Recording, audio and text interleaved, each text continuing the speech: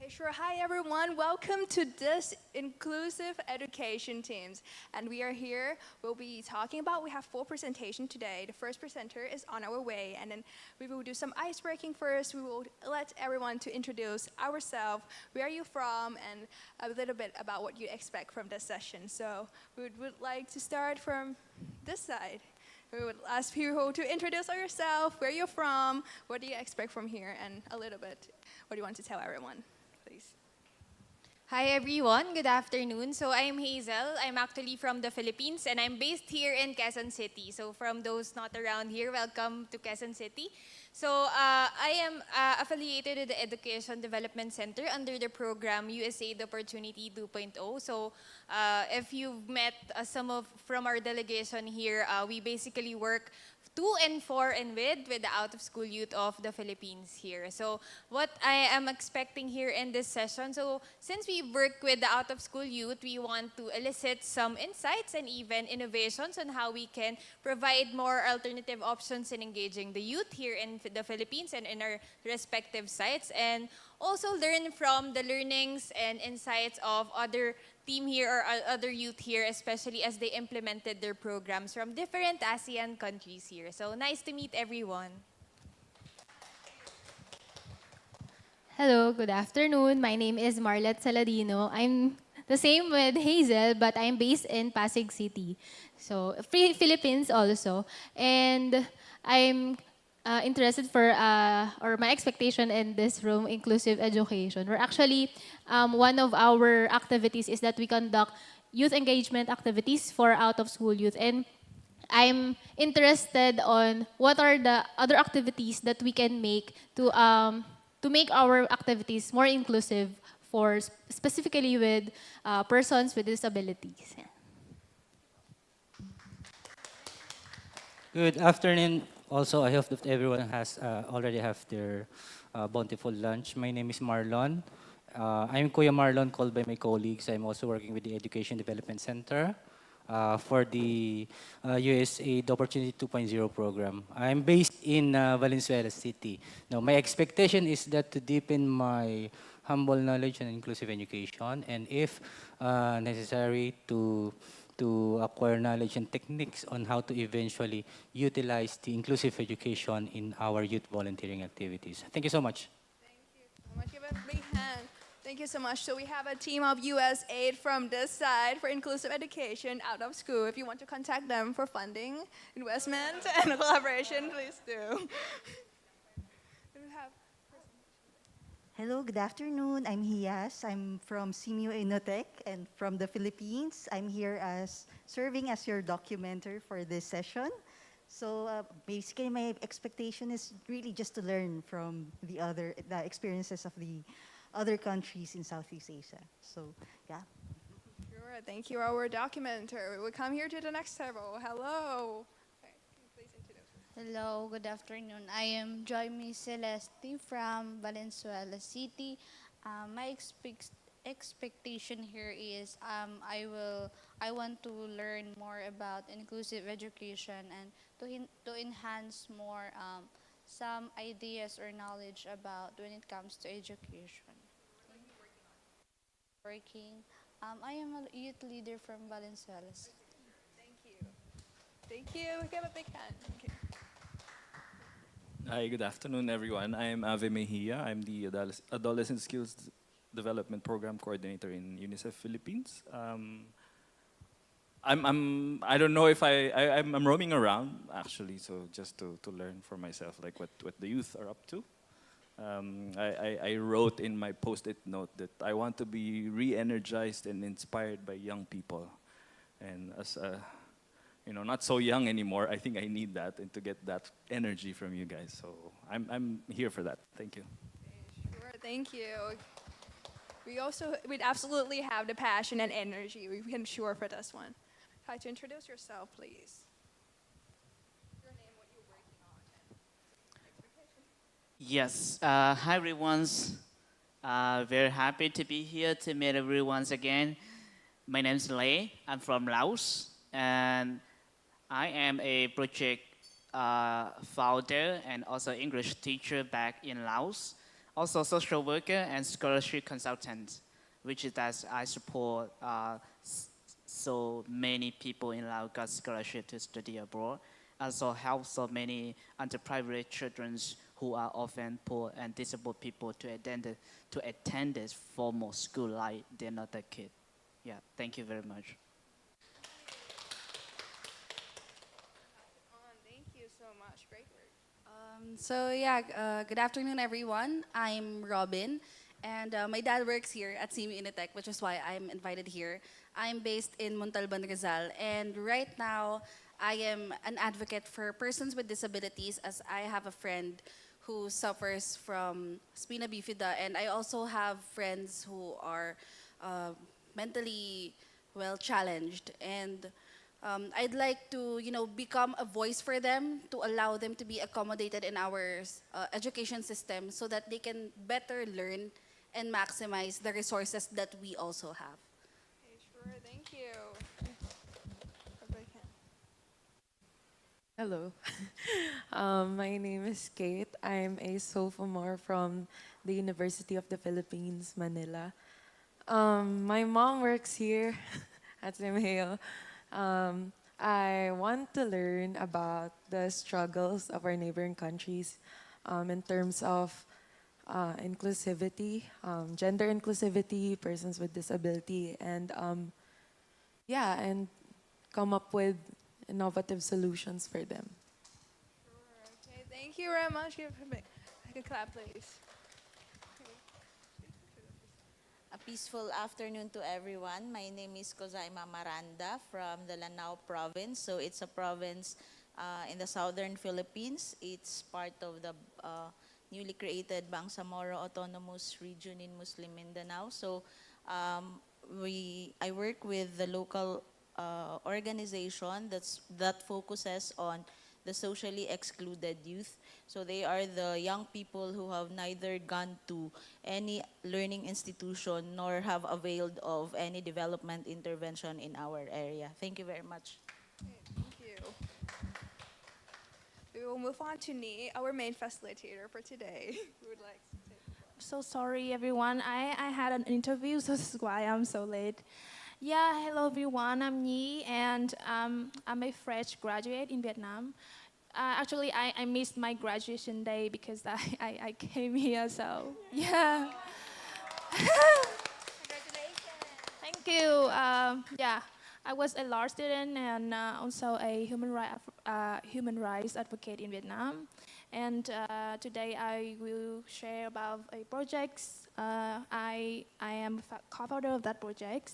This is a project with an aim to raise awareness of people with disability in Vietnam about gender-based violence and mental health problem, etc. I will presenting now, so yeah, later you can see. Thank you, everyone. Nice to see you. So hello everyone. My name is Rachna. I'm from Cambodia. I'm actually also gonna present today as well, and I'll be supporting Yi as a second facilitator. So I'm very happy to be here with you all. Yeah, I think that's. Yeah, thank you, Brim. Thank you so much, Brim, for helping me in time when I out. Yeah, I think that should we do a very warm up activity before we start, because I know that you guys just introduced each other, but still want a just a quick warm up games. So you may have your paper and pens on your table. Can you please draw an animal that presents you? For example, I will draw a cat because they're cute and they soft, just like me. So, yeah, just an animal presents you, your characteristic or anything. Yeah, I think that we can spend around 5 minutes for these activities. Yeah. And then you can share with the group that why you draw that animal. Yeah.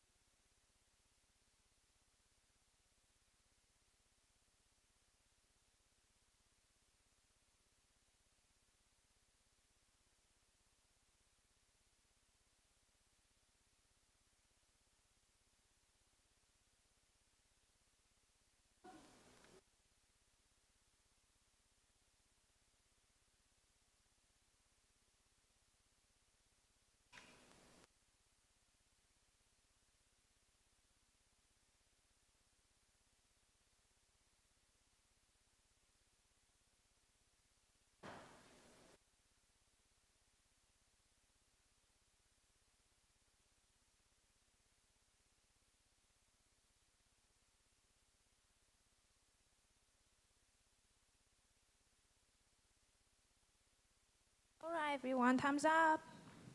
Hope you have drawn your animal. Can you share with us now? I think that we can start here. You guys are talking a lot, so I think that you have finished earlier. Yeah, Brim? So this is an abstract art. It's called a sea turtle. I live in Phuket and there's a lot of sea turtle, but they are endangered now. So we are advocating for stop plastic pollution and save the sea turtles.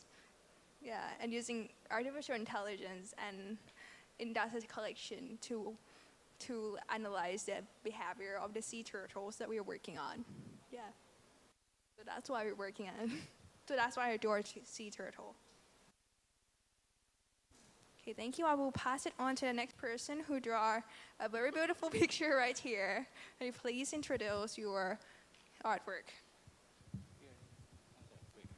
Thank you, Priam. My name is Marlon. I was thinking of drawing a monkey.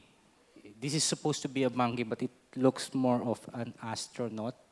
But this is a monkey. I chose this because, well, monkeys, I believe, have this innate characteristics of finding ways to their problems, despite their community problems, I guess. So I'm more fond of monkeys. Hi everyone. Again, I'm Marlet, and I draw a picture. I don't think if you think okay, Marlon said it's a penguin, but no. Um, this is a bird. um, I draw this because in an instant I see bird as free or ano, and they are the one who see the macro perspective. So I think I'm quite similar with that.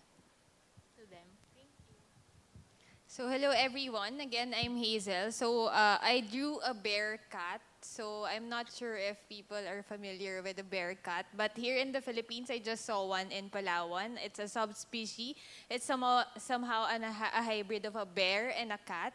And if you see them, they're kind of sluggish because they're nocturnal. So I kind of compared myself with them because they're more active during the night and somehow a little lazy during the day. So I just remembered because when I saw a bear cat just I think this year, they're very cute, and I remembered that animal that I think it you can just see them around South or Southeast Asia. So you can find them here in the Philippines as well. Hello. I know. I know lion. I want the personality of a lion because I think it is brave and it has courageous attitudes that it will always be ready when even they have a fear, but they're always ready to face the challenges or circumstances that comes to their lives. Yeah.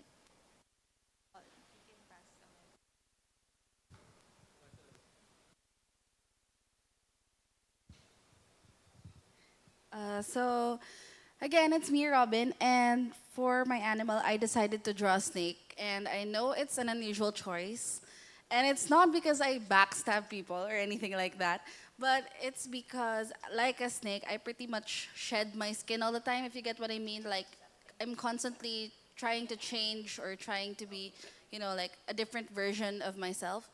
And I think that not all snakes are, well, poisonous. So when you get to know them, they're quite different. Hi, I'm Kate. There's a new person. Um, I drew a teddy bear because people say that I have a soft personality and that my presence gives them comfort. So, yeah. I actually came late, so I don't know the instruction, but Kit here say that I need to draw something that would, I don't know. Yeah, but I draw a potato that has a poor eyesight. No, joking aside. Yeah, potato that has a poor eyesight. I think this is more like the walnut on Plants versus Flower versus Zombies. To like to connect it to um, something. I think yeah, I could be a walnut to the children that I'm working with. Like their innocence, their innocence is doesn't deserve the harsh community that we have right now. So I will be a walnut for now for them. So that would be all. Thank you. It's my turn. Yeah, for me, I don't know. This is like lion, and my jaws is not really nice. The reason I draw this because lion is a kind of animal that like if you look, if you compare lion to the another animal, lion would be danger animal. But if you compare lion to a tiger and cheetah or leopard, so lion is very kind animal too.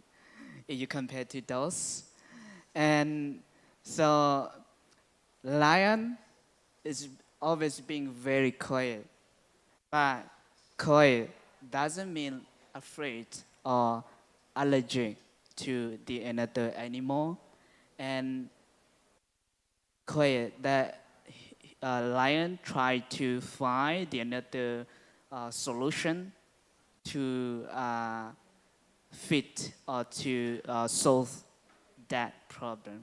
Yeah. Thank you.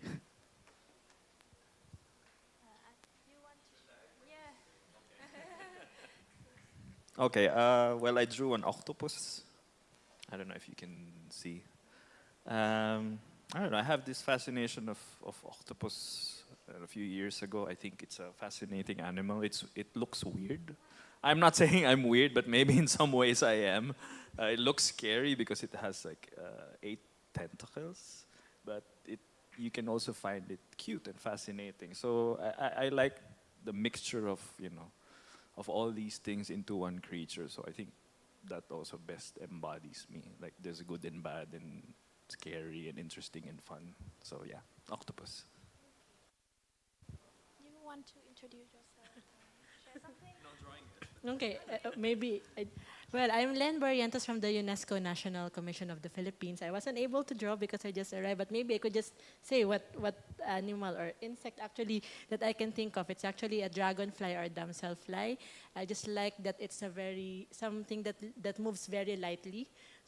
So despite the additional weight, I have that hope that I always move lightly and that feeling that, because for me, my experience with damselfly or dragonfly, I rarely see them, but when I see them, it gives me some kind of comfort or joy. So I hope I get to bring that kind of reaction to people when I am with them for a longer time. Thank you so much. Okay. Thank you. Wow, it's fascinating. Yeah. What a diverse and creative group.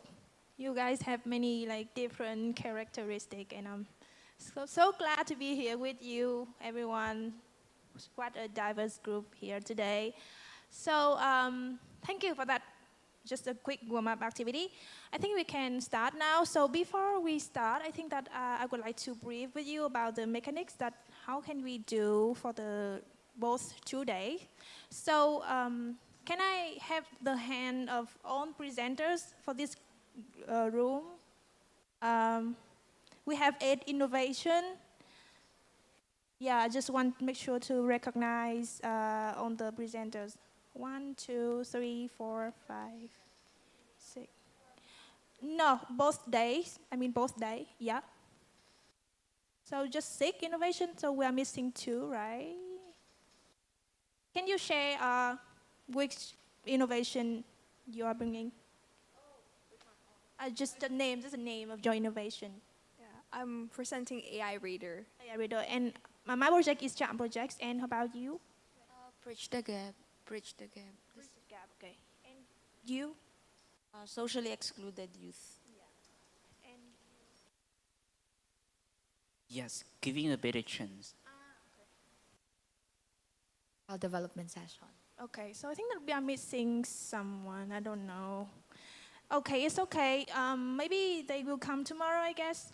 So what we're gonna do is each innovation will have around 20 minutes to present about their innovation, and then we will have, and after that, they will have 5 minutes for all the participants for the burning question and insight.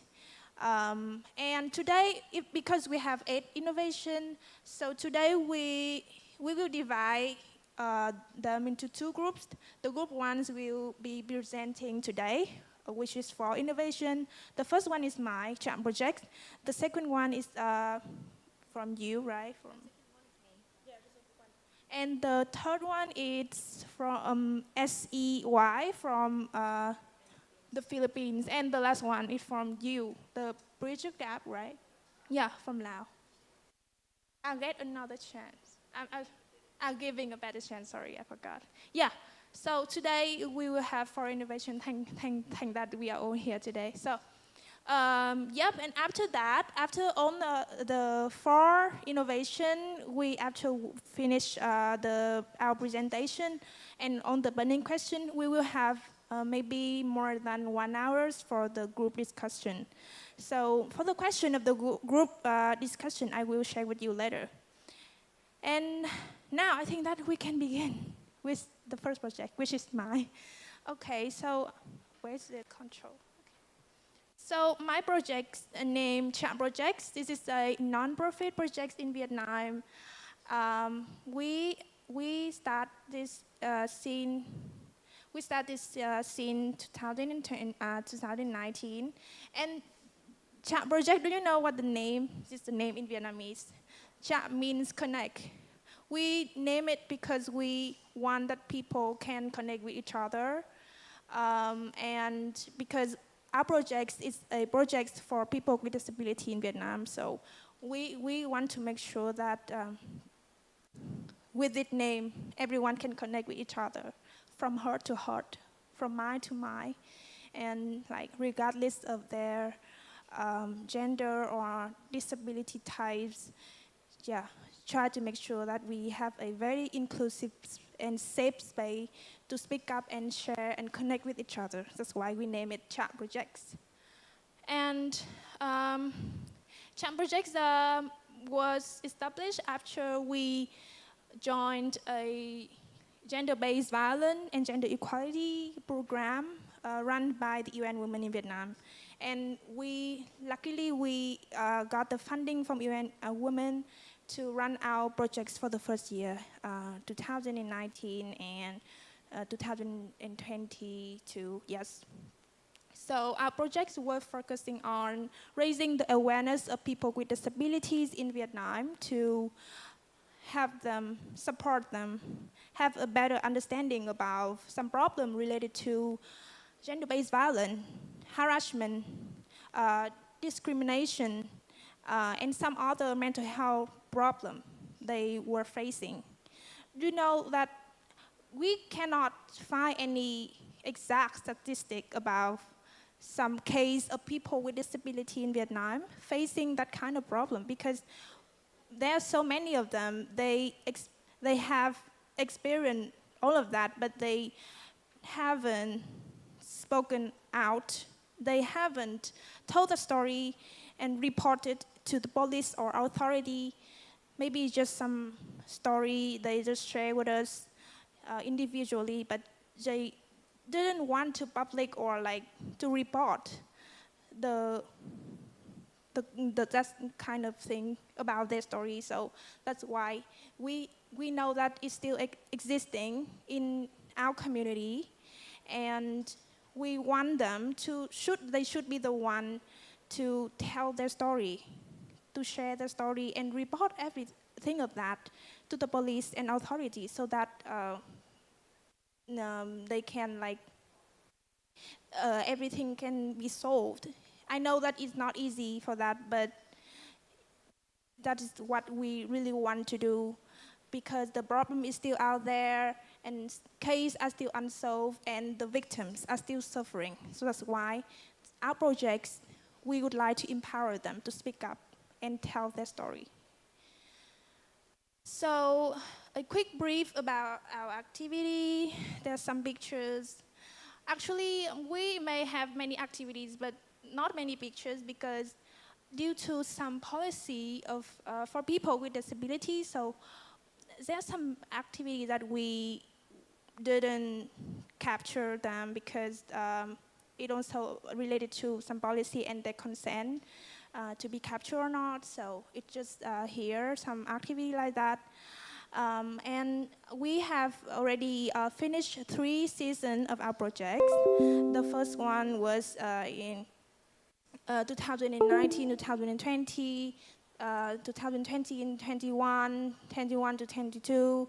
And the first season of our projects, we were organizing an in-person workshop in Hanoi, the capital of Vietnam, and also a media campaign. So in the workshop, we invited a UNDP consultant in Vietnam and also a lawyer working with people with disability to share about some policy and some law related to people with disability in Vietnam, and also share some story and some case, and to have the people with disability in Vietnam understand about their rights, that how if they face some kind of problems like gender-based violence, domestic violence, or some gender inequality problems, how could they report to police, and how could they deal with all of that problem? So that was our workshop in Hanoi. And there were around nearly 70 people with disability joining our workshop in Hanoi. And they were gathering together from the northern part of Vietnam. They were not in Hanoi. They were having to move from some provinces around Hanoi to gather together and joining our workshop. In the social media campaign at that time, so because our project was very new and was not attractive, so it was quite hard for her to reach out to many people. So because of that, so we decided to run a social media campaign, which was like we invite all of the people in the public to share the story they witnesses, they heard about that, but with the story that related to people with disability. I mean, like anyone can join our campaign. They can share everything they know, and the story should be related to people with disability. Any story, and they write that and public on their social media account with some hashtag about inclusion and stop the discrimination. So I was really amazed because, as I said, our project at that time was very new and not many people knew about our projects. But at that time, we received around nearly 60 articles, some posts from some individual across Vietnam sharing the story about people with disability. I know that is a very modest number with you, you may think, but with my projects, it's a huge number because my project, as I said, it was very new and I couldn't believe that we could reach that large amount of people joining. And to the next season, you might know at that time was the breakout of COVID-19. So we couldn't organize any event in person. So we decided to make it all online.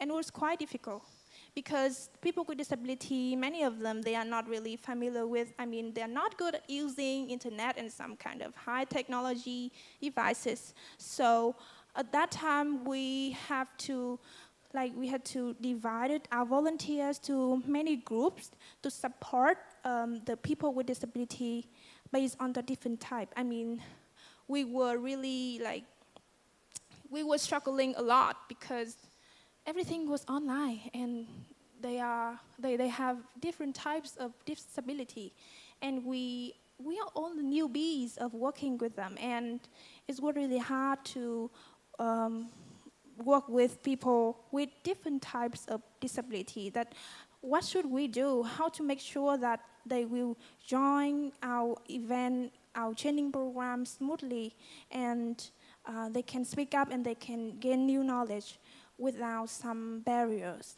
So that was one of the most challenging things at that time with us. But luckily, we got some support from a local NGO in Vietnam and some consultants working on the HRHR, the sexual and reproductive health rights in Vietnam at that time, to have us design the programs and also train for the people with disability online. Besides of that, so it was happening maybe around 6 months of the training program, and maybe like if it was not a very successful year of the projects, because we may just receive around 30 people with disability joining us. But I don't think that we should like focus on the number. We should only focus on the quality. And I think somehow that, not I think, I know, because some of them have feedback with us that thanks to our training program, they have a better understanding about some problem related to gender-based violence better, and also the sexual and reproductive health and rights better. Yes, so that's one of the activities in that years. And the second one is like, beside that, we are trying to focus on like advertising more about our projects. Like we want to reach out to more people in public to raise awareness. I mean, in the inside, we want to raise awareness of people with disability, but outside, we want to raise awareness of public about the problems that people with disability have been facing.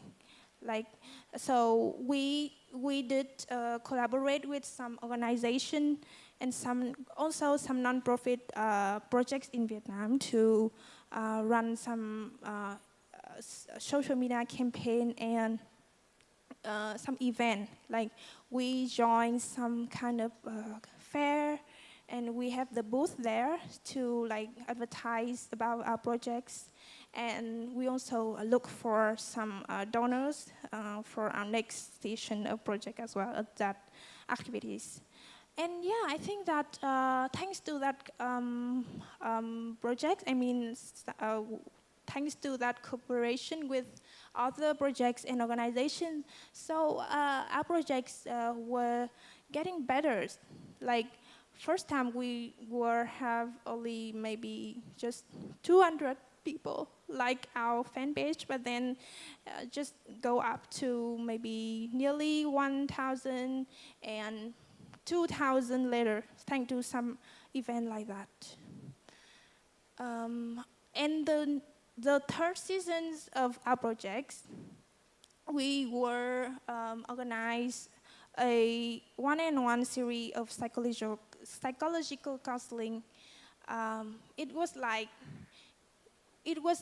we have around 6 months to we post some, like we have some kind of service. It's like a service for people with disability who have some kind of concern or have some problems with mental health because affected by COVID-19. They can reach out to us, and we have some psychologists are very willing to help them to solve that problem.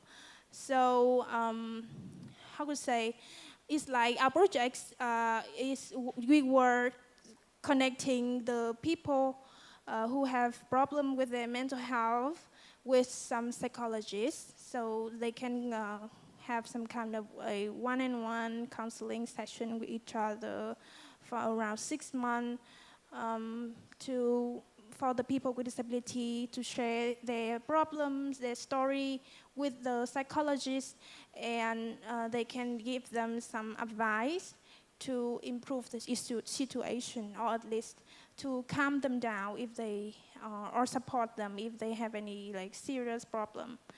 So I think like this season, I think that it was one of the unique activities that we were having, because in Vietnam at that time, I don't think that we have any projects or any program for people with disability like that, just one-on-one counseling session.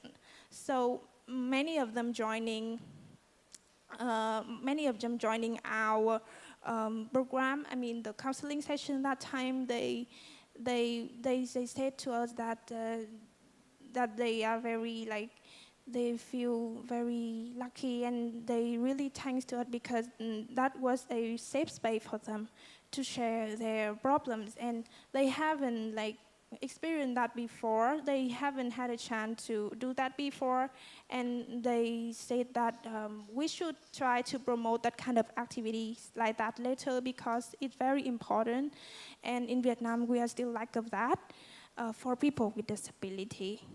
And that is a very good signal for us, because I think that the program were quite well received by the people with disability. I know that to estimate everything, like it's good or not good, or is effective or not, it's not easy, because our projects, mostly it's just raising awareness projects. So I think we all agree that good things may take time. So we don't really want to have some kind of statistic or anything like that. We just try to make sure that we are just offering the good services, and we can somehow support and help the people with disability with all of the problems they have to face related to gender equality, harassment, and many others that I have mentioned. And at that years, we also organized a series of workshops for public. Like as I said, on the first and the second season, we also have some kind of social media campaign and some communication cooperation. Just want to make sure that we also reach out to more people in public to have them a better understanding about the people with disability community, because many of people in Vietnam is that they don't know exactly what the people with disability have been facing. So we really want to do that. Some workshop, we invited some consultant and also some people with disability sharing at that workshop so that people can have more understanding about them. Yeah, it was also, the workshop was also related to, they were having some content about like some psychological problems of people with disability and harassment and discrimination for the public. Yeah, that's it, all the overall activities of our projects. And this is some result of our projects over the past 4 years of implementing. So yeah, we received the funding from UN, NGO, and we also collaborated with some youth networks. And actually, I have a story like, when in the first season of our projects, that because we were very new, so there were not many organizations wanted to support, fund, sponsor us to run our projects. So we did call for help from some like individual and households to help them with some kind of non-kind support to run our project, to run the workshop, to organize the workshop and the campaign also. And this is one of the things that I would like to share with you, that if you also have some kind of problem with the funding, you can find any resources you have, and maybe it can change to non-kind support. Yeah, just not only the fund, the financial support, but also some other non-sky support. And yeah, I forgot to tell you that we luckily that all of the past 3 years we implement the projects, we have received a large amount of volunteers apply for so many positions in our projects. We have around 6 or 7 departments, content, communication and design, human resources, logistics, marketing, yeah, many departments of volunteer to apply, and we receive a large amount of them, yeah. 200, I think, maybe I'm mistaken, but it's maybe bigger, that this number is maybe bigger than that. And yeah, we also reach out to around 200 people with disability. They were the one who joining our projects.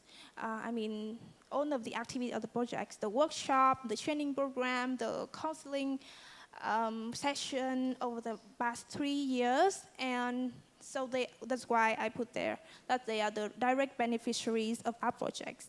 And as you can see in the second slide, our fan page reached around nearly 4,000 followers and like on our Facebook. So besides that, we also have many activities for public, both online and in person. So that is, we just estimate the number of people we have just reached out here like that. So yeah, it's all the overall activities and result we have reached over the past 3 years of the implementation of our projects. And the lesson that we learned that I think the first and foremost important thing is our solidarity. I mean, like, I think that somehow we fail many times to apply to some funding support, and then we fail, but we are still trying. As I mentioned, we should try our best to, find some other resources to run our projects. That is when I think that the solidarity, how it works. I'm running out of time? Okay. Okay, okay, 1 minute. And also, we also respect for each other and try to make sure that everyone are not left out in the group. And we also try to commit everything to make sure that we follow the rules of the sponsor or the time flow of all our projects, and some rules to working with each other besides we start the project. And also the flexibility, like if we have some problem, we try to be flexible in solving it, not to just work in one way, but can work in different ways, like that. Next step, so I really want to have more activity to organize in our projects, and also want to scale up it by establishing a social enterprising. I mean, like, my project can become a social enterprise in the future if I have enough the resources. That is I'm planning to do. And yes, this is the end of my, sorry for running out. Yes, thank you. This is the end of my project. Thank you so much for listening. If you have any question, you can ask me now, because we have around 5 minutes for burning question and insight. You can ask me anything or any reflection from you. And yes, and if not, we can move to another. Okay. Thank you very much for your presentation. It was a great project. There are many activities being done on SRHR. And when you're conducting an activity, there are many people with disabilities. Like, what type of disabilities are you facing? Like, everyone, like people with deaf, people with blind. Like, how do you have that activity, or are you like personalizing every activity to different type of people with disabilities? Yeah, it was not easy, as I mentioned. So we divide our volunteers to some different groups, and we have some consultant to train them to how to work with blind people, how to work with like people with wheelchair and the deaf people and so on. Yeah, that's why our volunteers support them a lot. They were training by the consultant. Yeah, who have seen. Actually, separately. Yeah, because it was not easy to handle everything in the group. Yeah. for your question. Anyone else? If not, we can move to another innovation and you can have question or reflection with me later because we are running out of time, right? Okay. I think, Reg, you can go.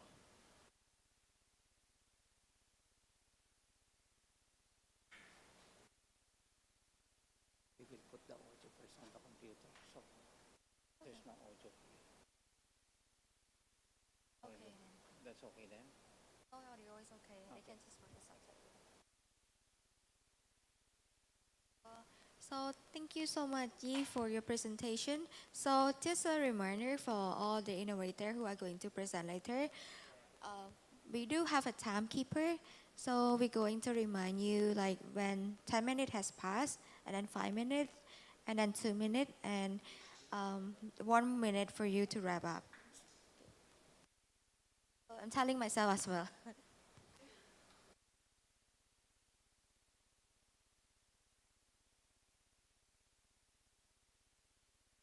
So, hello again, everyone. Not as your fussy, but as a presenter. So, I'm very happy to bring my baby here today. Well, one of my baby, which is called Bridge the Gap. And so, before we go in, I just want to check, like, okay, how is everyone feeling today? How is your energy level? Which one is you? Number 9. Which one? Dog, cat, or sheep? Number 9. That's a sheep one, right? Yeah. I have to admit, I'm in between cat, fry, and sex. Yes. Yeah. He's super cute. So I hope everyone's still feeling the first day, vibe. And so we're gonna have a little game together. So today is a safe space, like you can share everything. And I have a little game for everyone. So I guess this is a mix up between like never have you ever on and a 5 finger game.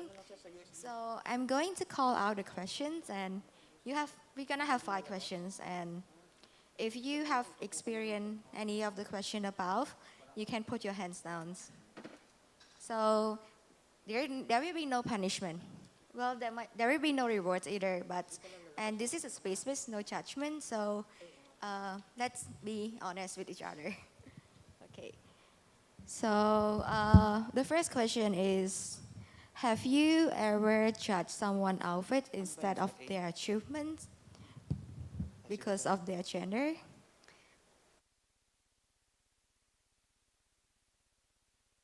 Have you? Have anyone? Like, okay. So,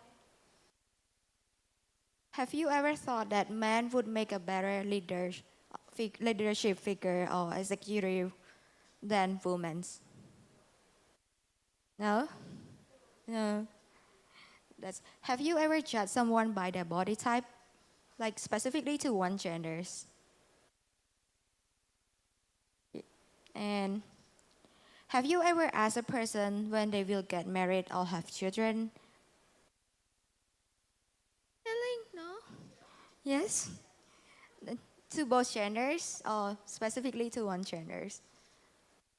To both of them. Okay. So I think I made a really nice group of people today. Okay, so these are the example of the gender bias that we sometimes we subconsciously pick on, since we grew up. It's like a lot of the time we're not even aware that it is something that is gendered.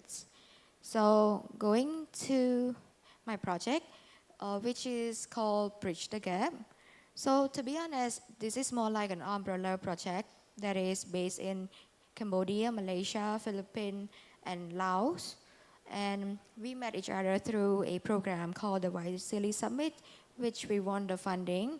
And the funding has been split into 4 different projects in 4 countries as well. But more importantly, not how we get there, but why are we here? So I want to show you a little story about why we're here.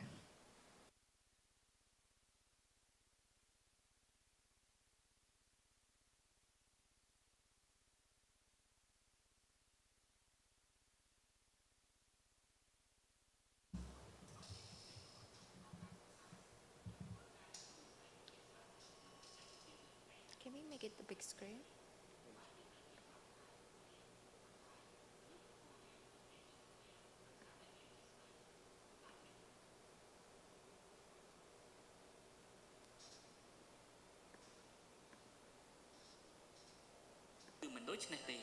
Gender របស់យើងមិនកំណត់នៅអ្វីដែលយើងស្រឡាញ់ឬជំនាញនៅថ្ងៃអនាគតរបស់យើងនោះទេទោះជាយ៉ាងណាក្តីវាមិនមែនជារឿងចម្លែកទេដែលយើងតែឃើញផ្នត់គំនិតមួយនេះត្រូវបានគេលើកឡើងជារឿយៗនៅពេលដែលយើងឮអំពី STEAM ដែលតំណាងឲ្យវិស័យវិទ្យាសាស្ត្របច្ចេកវិទ្យាវិស្វកម្មសិល្បៈនិងគណិតវិទ្យាយើងប្រហែលជាគិតតែម្ដងថាវិស័យទាំងនោះគឺភាគច្រើនជំនាញសុទ្ធតែជាបុរសប៉ុន្តែវាមិនគួរបែបនេះនោះទេការចូលរួមរបស់ស្ត្រីនៅក្នុងវិស័យ STEAM នៅតែបន្តមានកម្រិតនៅទូទាំងពិភពលោកស្ត្រីមានតែ 28% ប៉ុណ្ណោះនៅក្នុងកម្លាំងការងារនៅក្នុងវិស័យ STEAM ការស្រាវជ្រាវជាច្រើនបានបង្ហាញឲ្យឃើញថាក្មេងស្រីភាគច្រើនចាប់ផ្ដើមបាត់បង់ទំនុកចិត្តក្នុងការសិក្សាមុខជំនាញ STEAM បន្ទាប់ពីបានឃើញនៅការលំបាករបស់ស្ត្រីដែលធ្វើការក្នុងវិស័យ STEAM កង្វះខាតព័ត៌មាននិងឱកាសកាន់តែធ្វើមានភាពពិបាកសម្រាប់ក្មេងស្រីក្នុងការមានចំណាប់អារម្មណ៍ទៅលើវិស័យមួយដែលពួកគេស្ទើរតែមិនដែលស្គាល់សោះផ្នត់គំនិតលំអៀងនិងការប្រកាន់នៅក្នុងសង្គម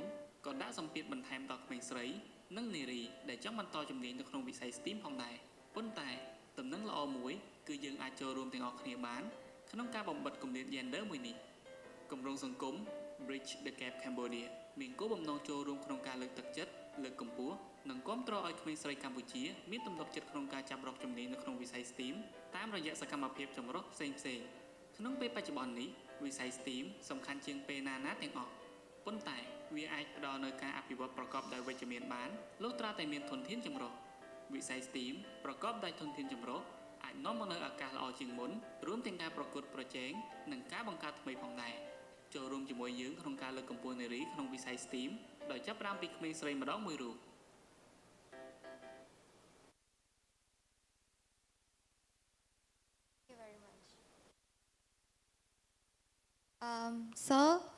Maybe you can already get some from representations. So our focus is how we can, help address the underrepresentation of women and girls in STEM fields. So STEM basically stands for science, technology, engineering, arts, and maths. Like it's a derivation from STEM, but with the addition of arts. So STEM is actually one of the most gender segregated field, and we think that it's a lot like having to do with maybe something cutting edge when we think of STEM, but something that we consider as insignificant as gender bias can actually hinder one girl or many girls to pursue their dream. So the Blicky pipeline that we identify is that parent and teacher, like even though boys and girls might be doing equally well in like STEM related subject at school, parent and teacher tend to not encourage girls to pursue STEM for higher education and careers. And a lot of the girls, they might not have like female role model in STEM to look up to, so they don't even know what is possible for them in the futures.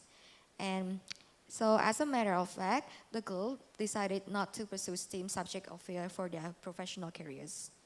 And there are further external factor, like when there are a lot of external voice telling you that you're not good enough, or that is not something designed for you. Many people, like it's naturally like we will lose interest and confidence. And the end result is that a lot of them decide not to go into STEM. So for the overall overview in Cambodia itself, like even as a STEM and STEAM education without thinking of gender, we still have a lot of room for improvements. Like we still have a shortage of qualified and skilled human resources in STEM-related fields. And even though like more effort has been picked up because of the pandemics, but there is still an urgent priority for capacity building and human resource development.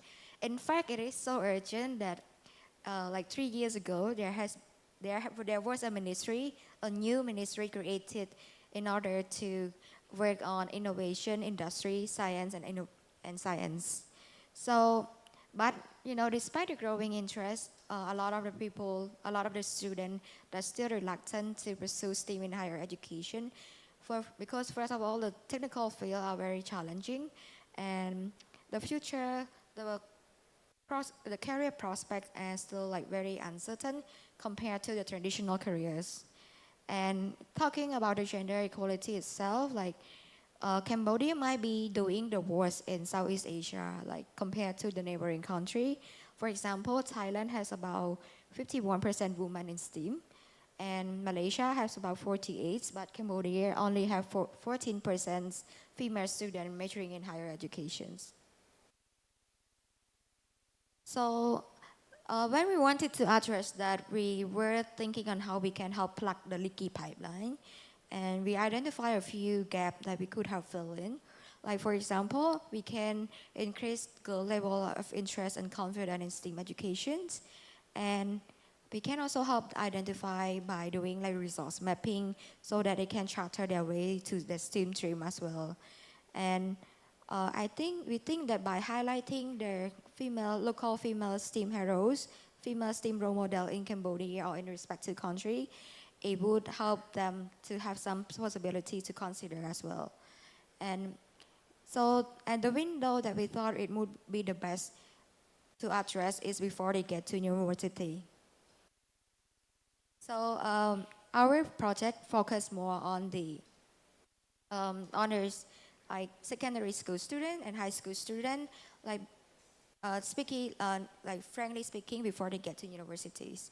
So what we wanted to do is we want to equip them with capacity building, like through 21st century skill, university readiness, so that they can be confident and secure to defy the gender stereotype regarding women in STEAM, and also to promote STEAM and STEM education as a lifelong learning approach, which means that it's beneficial for everyone, not just people who want to go to STEAM as a careers. And the stakeholder that we wanted to work on, there were like the direct beneficiary would be the girls, and also educator, and the indirect would be the community, business, and obviously the governments. So this is my team, like my Cambodian team. Sadly, they cannot be here today, but they were like really, this couldn't have happened because of them. And the regional team who also run their own project, but they also support us as advisor as well. And so our first activity, which is the highlight as well, would be the STEAM digital boot camps. So the boot camp took place about a year ago. So the decision to make it digital, because back then Cambodia was still fighting COVID-19, so traveling was not like completely possible yet. And also there was a question on how we can take care of 15 minors girls when bringing them to the capital city and protecting them from risk. And also we think about the possibility of like inclusion, like how to make this as accessible as possible as well. So we recruited 15 girls from 10 different provinces across Cambodia, and all of them have been grouped into, their interest in STEM. Like there would be a group of science, and there will be a science mentor. So we have 5 different groups with 5 mentors, and the boot camp was held over a period of 3 Sundays and 1 Saturday, in order not to interfere with the girls' study schedule as well. And we have 18 speakers over the 3 weeks. We discussed about STEAM education more on a lifelong learning approach, and there were also like introduction to university readiness skill, for example, project management, like making space and taking space on how they can communicate to the rest of the world. And also we highlight projects related to STEAM across Cambodia and regionally as well. And so these are the 5 mentors who are university students based in Cambodia and also studying abroad, who stick with us through thick and thin throughout the digital bootcamp as well. And so we encourage our 15 girls initially to complete their own community action projects. So we're actually very proud of this, that a lot of they actually could go out and spread the impact in their own community. Like they completed their project, they introduced about STEAM and STEM education to their junior at school. So there would be like a, how do you call this, like kind of like spread the impact even further. And the second activity that we did would be the STEAM essay writing contest. So when we talk about STEAM, we think a lot about how to make things cutting edge, but we also think about the resources that the kid who might have like a lot of idea in change, but they do not have the fancy equipment to follow as well. So we want to give opportunity to students who are interested in this, who are interested and like trying to make the activity as accessible as possible. So we identified 3 winners, like for junior level, senior level, and there was a special recognition award as well. And one of the ads-on on our activity would be, we also did a podcast that focused more on soft skill learning. Like it's not completely relevant to STEAM, but more on how it can equip them better for adulthood readiness. So yeah, we completed a series of a season of podcasts dedicated to adulthood readiness through social and emotional learning as well. And the last part of our initiative is a mini STEAM-inspired campaign where we highlight 7 local famous STEAM heroes and their story, what did they experience about going into STEAM, and what was their STEM story like that. So yeah, think this I think Bridge the Gap was something that very meaningful for all of us. We also did a lot of growth. The 3 of us, like the core team, also did a lot of growing up while working on this project as well. Like we met many people, we spoke to many partners. We went to a training in Thailand to focus on like renewable energy for young people, and we also partner with diversity project as well. So the lesson that we learned from doing Bridge the Gap Cambodia was that there is still a need of ecosystem for STEM education in Cambodia. Like currently, we have a lot of initiative going on, like both on the national level and also the community project as well.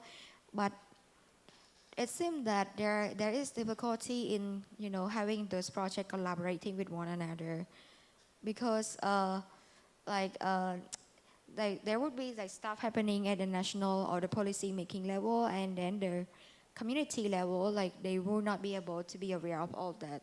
So I think the ecosystem for STEAM education in Cambodia, like it's very important in order to foster the talent and have a structured support system. And while doing the project, we did the research and we spoke to many people, and we learned that language is actually a big barrier for students who are not based in the capital city but more in the remote province, because like a lot of the resources are based in English, and even the self-study material, they would still have to know English in order to utilize those material as well. So I mean, people who go to STEAM, they might not feel confident about their language proficiency, and it could be a very discouraging factor as well. And another part is the geographical barrier and digital literacy. So we have a lot of opportunity, we have a lot of things going on in the main city, like in Phnom Penh, Battambang, and Siem Reap, which are the 3 major cities. But other than that, there are not as many opportunity in other provinces. Like especially it's almost like 80% Phnom Penh and then 20% the rest of the province. So like not everyone would have the same access to those resources and opportunity. And the digital literacy skill is actually posed as one of the main factor to consider as well. Like when for the kids who come from the province, like they do not have good access to stable internet connections, and even though like we have prepared an internet package fee for them, they would sometimes like they could be living so remotely, they would have to travel to the central of the province in order to have access to good internet. So I think this project has been eye-opening in many ways and also humble us in a lot of ways as well. Like, so I think just the lastly, it's the project. It's really not about making one group of people better than another, but it's about the future is gonna be diverse. The future is gonna be gender diverse. Like in order to go forward, like we cannot have like one group of people hogging all the sports, but rather like to have everyone feel that they belong and they have a place and a future in the world that we're going to be in. Yes, sir. So, yeah, thank you very much.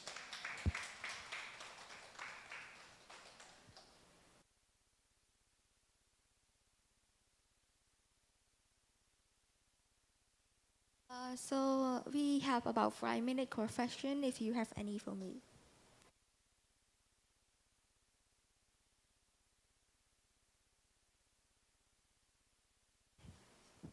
Yeah, hello. You already know me, so I will not introduce myself. Do you think that, do you think the bridge the gap approach or concept is sustained enough to be replicated or to be adapted by different countries? So we actually had this question ourselves as well because when we were pitching for the contest, we pitched as original projects, and then we realized when we break the project into like countrywide, we realized that the context were very different.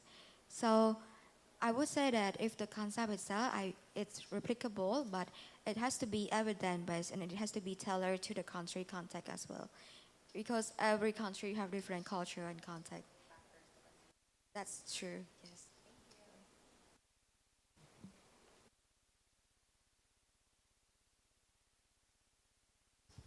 Are you planning to scale up and how you want to do that, the project?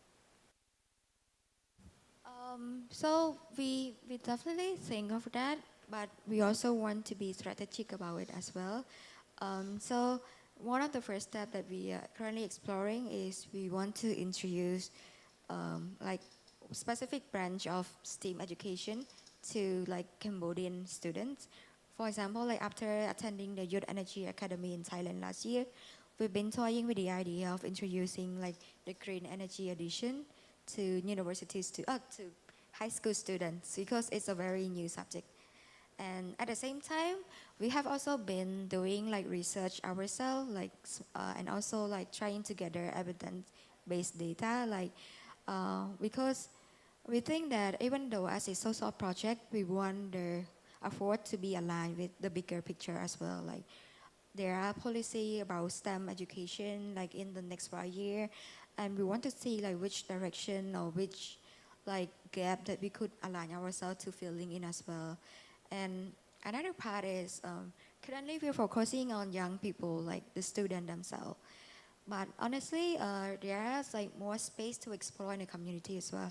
So for example, I think if we can engage the parent or the educator, like introduce them about gender sensitivity or, how they can encourage their female student or their daughters to, think about STEM educations, like not forcibly, but, like if they're interested in STEM on how the parent can support them even further, changing the mindset, it would be something that we're really interested in doing as well.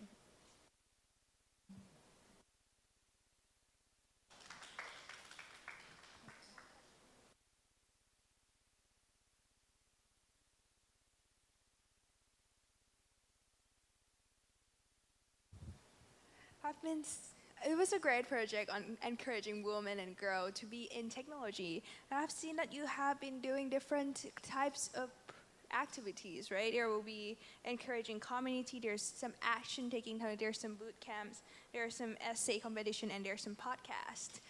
So when you are doing these projects, which one do you think it's most inspiring and most impactful for your aim of reaching out to young people, or you have different diverse people to to target on when you are broadcasting that type of media, that type of digital connectivity to them.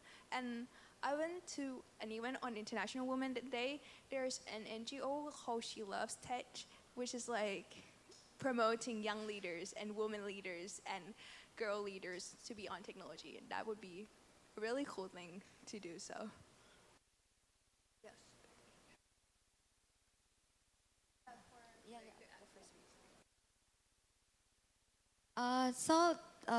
To bridge the gap, I actually turned 1 year old like last March. So we're about 1 year old now, and so I think for us it's also like we're also learning as we're doing as well, like which one at work base, what would be the best approach as well, and I think if based on the result, I believe that the STEAM Digital Bootcamp would have worked best based on the feedback itself and the result that we produce.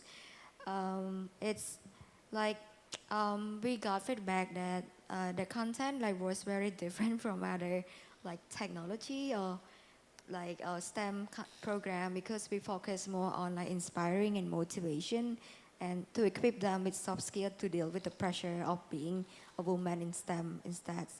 And I think I think in Cambodia, like right now, capacity building is still very like in trends. Like people learn capacity building, and if they go to workshop, and then they would go on and create like workshop of their own as well. So it's kind of like ripple impact as well in that area. But also at the same time, the fact that we decided to have the podcast and the digital campaign because well I think the mindset about gender bias like it's still very deeply ingrained like every day we still surrounding by message like jokes about women like they cannot go very far or they have to put marriage and children first, which is not a bad thing by the way.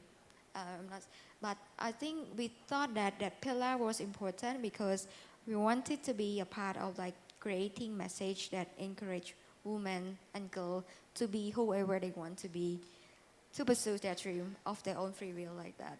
So yes. I guess that part like we might not see instant result, but it's a movement. Like if you look back over the last century, remember how the messaging and advertising and how degrading it was for movements, like it was for women, and how it slowly changes over time. So yeah, I think it might have contributed better, like maybe to a movement or like a better, bigger picture like that.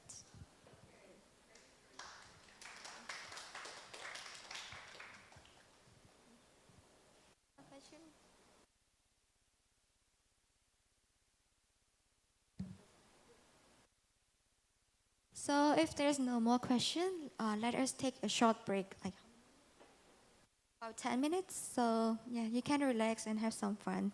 Let's come back at 2:54.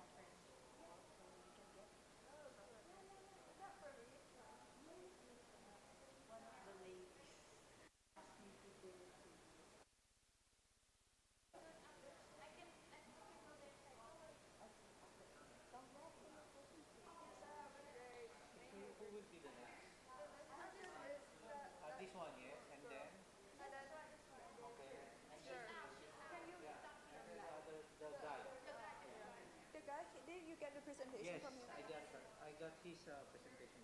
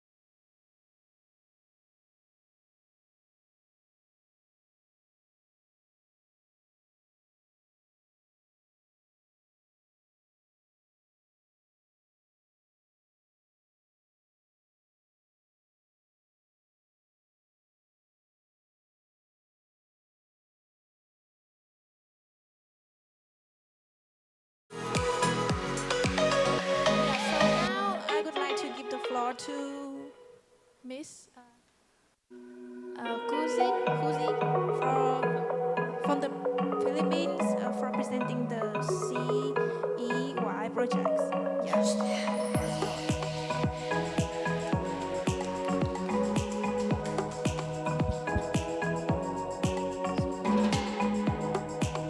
Hi.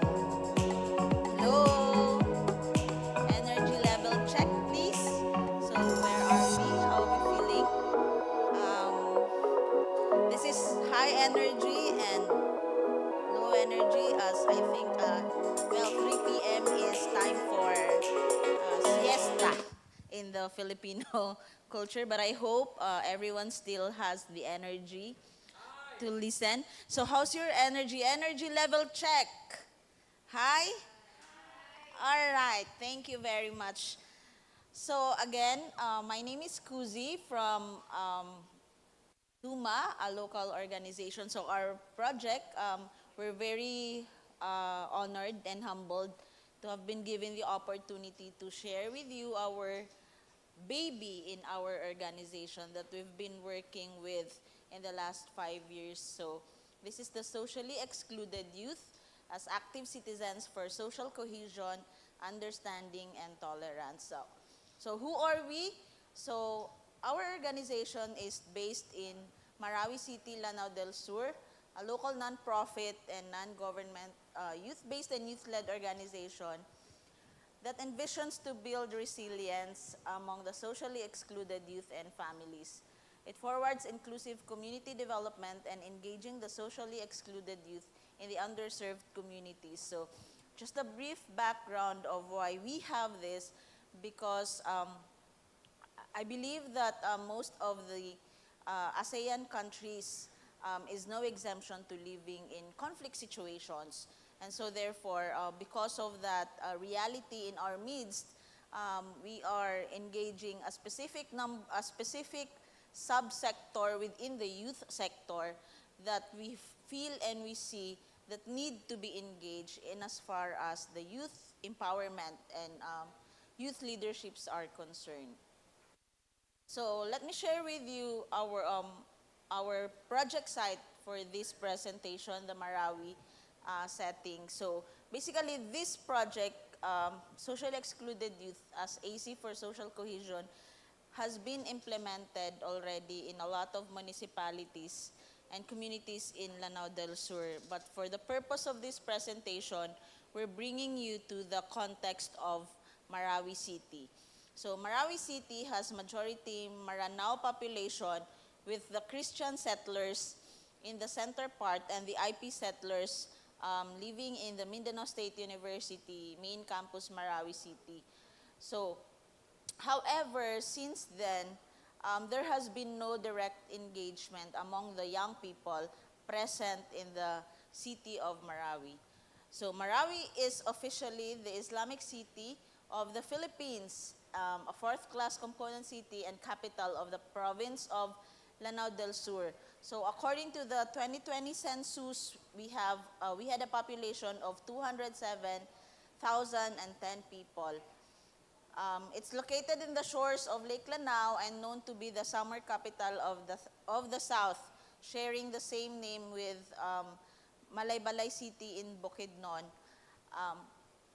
But then, of course, our city became more popular in 2017 during the 5-month siege and encounter between the government forces and the local terrorist group that pledged allegiance to the international ISIS group. So it rang a bell to a lot of ASEAN countries, and conversations in relation to peace, preventing violent extremism, has also started to reach its toll in coffee shops, in conferences, and even in conventions, right?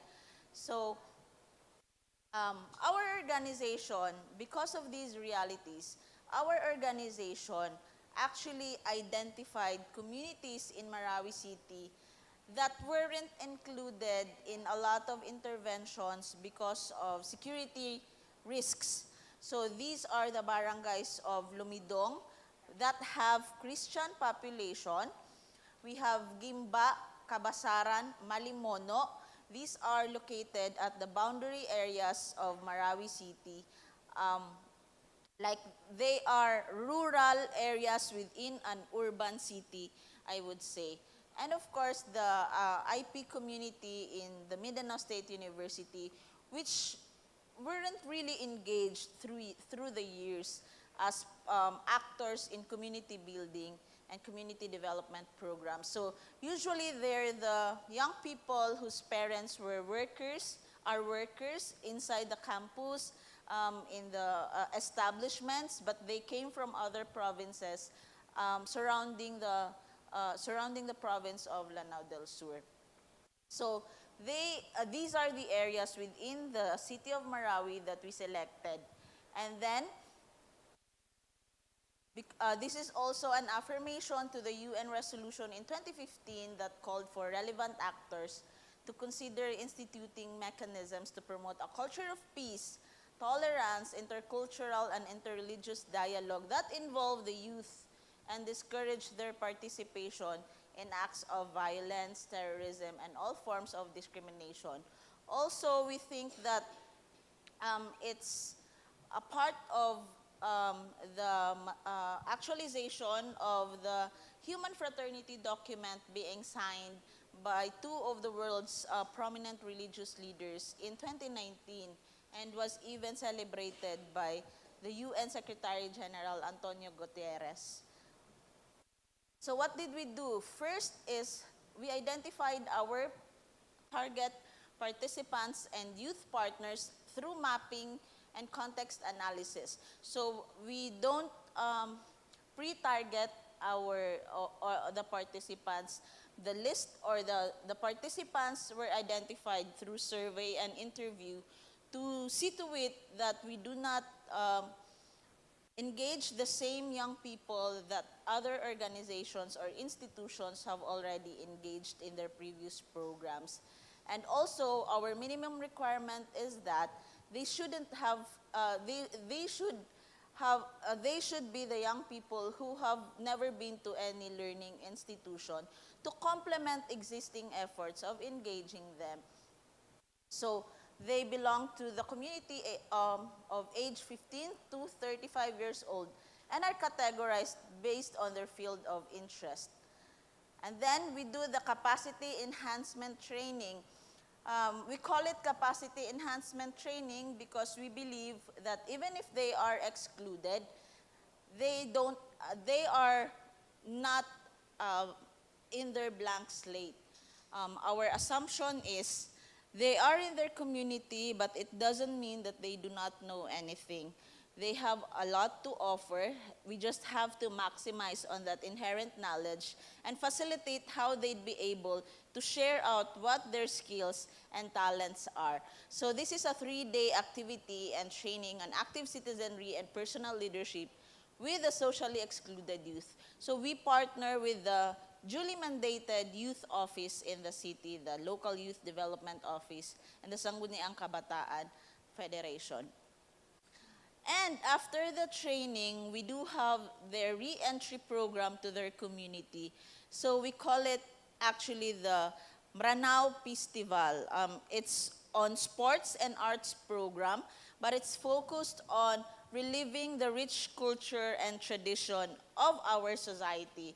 Admittedly, a lot of us, including myself, is not exempted to the very fact that there were beautiful traditional dances, music, even customary practices that we've already forgotten as young people because maybe we're busy with Facebook or other forms of that. Yes, thank you for reminding me.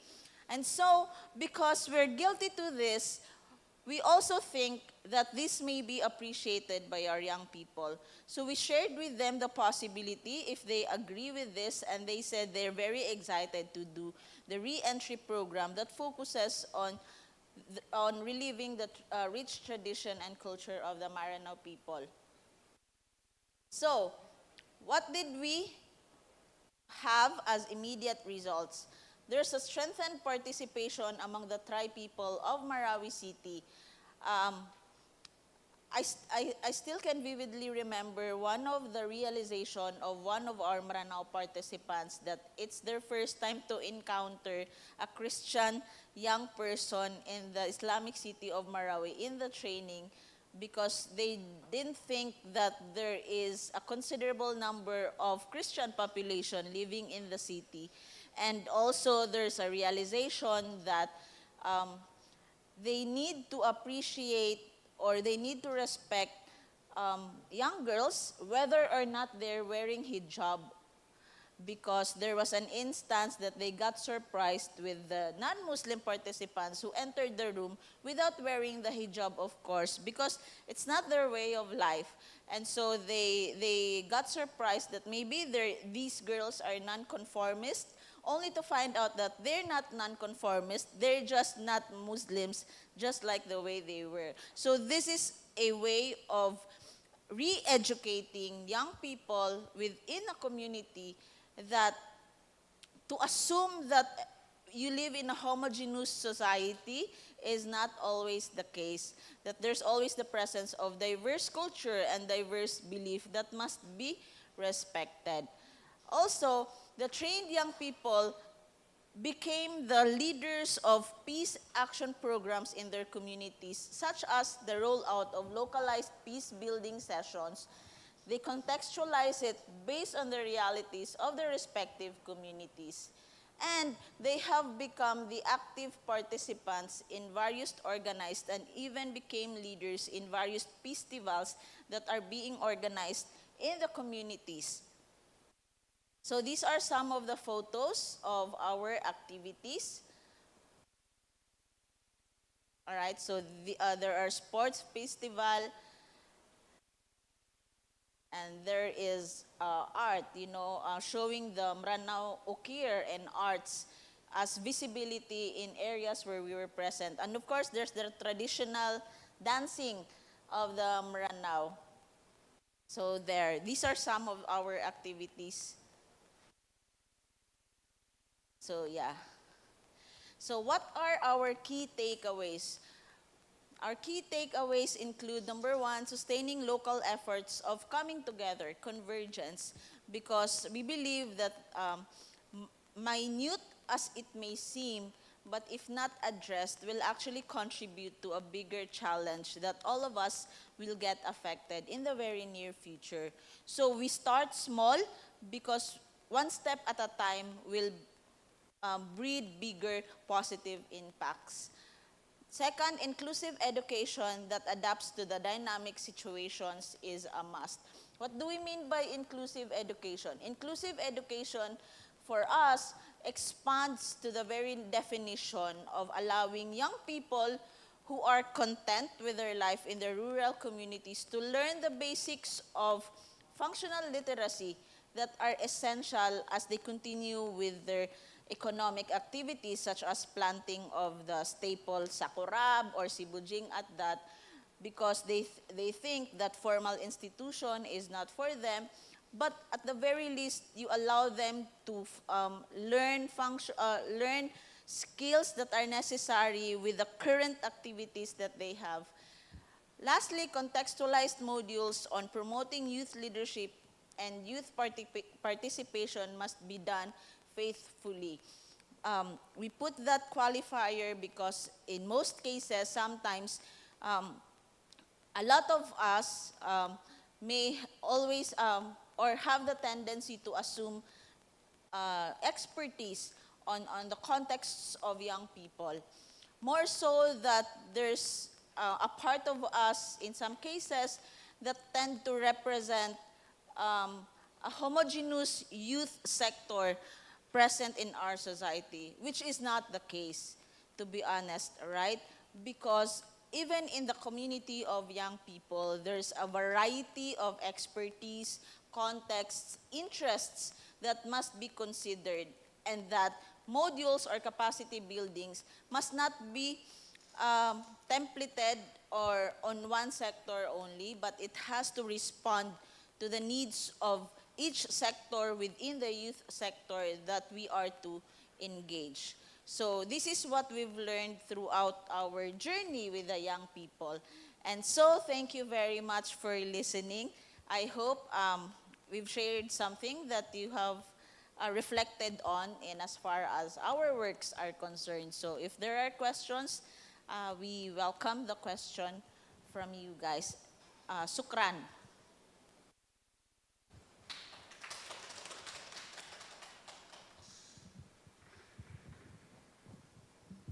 Hello guys, my name is Marlon, Kuya Marlon from Valenzuela City, Philippines. This is not actually a question, but rather an affirmation of your presentation.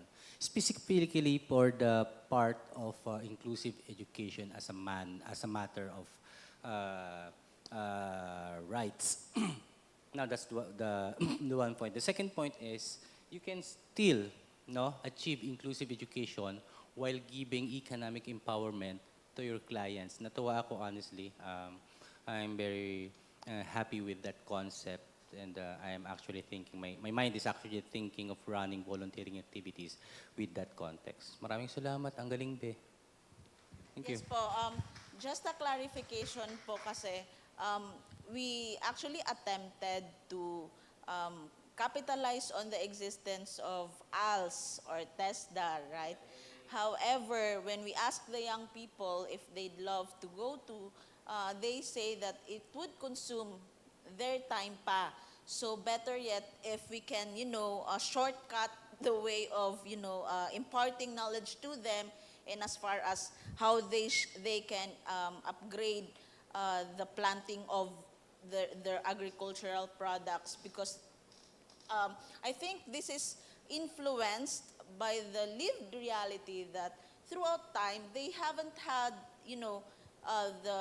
the privilege of accessing quality education because despite the fact that they live in an urban city, they are in the rural area within an urban city. So there's that difficulty in as far as education is concerned. Yes, yes. Yes. Yes. Kaya functional literacy po yung naano namin. So, yeah. Thank you very much po. I Yes also po. have a question, Kuzi. So first and foremost, thank you for sharing your laudable experience. I'm quite curious because earlier you've mentioned the relearning and unlearning experience of the people. You've mentioned that somehow the program changed their perspective when it comes to implementing activities with the young people in the community. How about sustaining your volunteers within the org itself? Because somehow when it comes to youth activities, this is also a challenge when you mobilize and then some of the youth will be studying or working in other areas. So can you share some of your insights or even tips on how were you able to sustain the program and sustain the mobilization of your volunteers as an organization? Thank you. All right. Thank you very much for the question. I believe that one of the strengths of our organization being small is the active participation of the volunteers out of all the activities that we've organized. Our mantra is people come and go. We recognize that there are young people who may have to look for greener pastures, and there are young people who may get tired. We don't, compel them to stay with us throughout. But then we're happy that we haven't reached to the point wherein we really did not see anyone from all these groups that we have. And so in terms of sustaining them, I think the most important factor that captured our hearts because our organization started volunteering with organizations outside Marawi City that came to Marawi City actually is the very fact that more than implementing programs is that we're friends and we're siblings above all. So there's that heart that go beyond the professional relationship. And so we're happy. I always say this to partners that come to us. We're happy that we have this strength of around 50 volunteers that we always can tap into whenever we need them. Although they may not be all present, but they will always be there whenever we ask for them to come on a specific activity. So relationship is the key, I think. Yeah.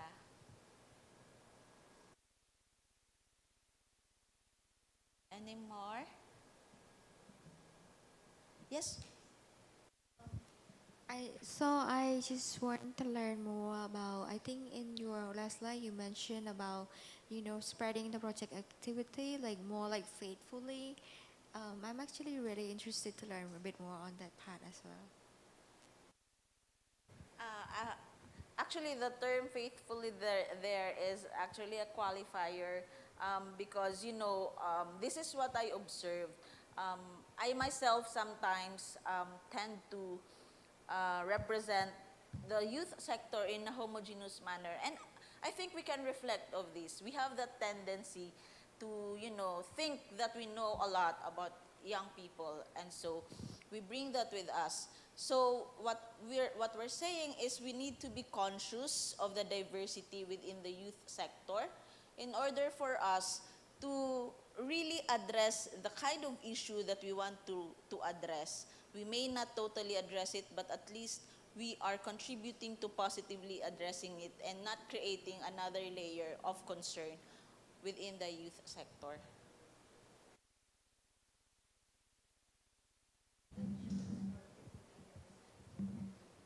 I think I will be, if I am to choose, our organization is committed to representing the agenda of the socially excluded youth because we've personally experienced this as young person from our community, as as conflict is a part of our lived reality. So our organization, our advocacy is personal at that level. And so this is what we want to do, and this is what keeps us motivated to do what we're doing as of the moment.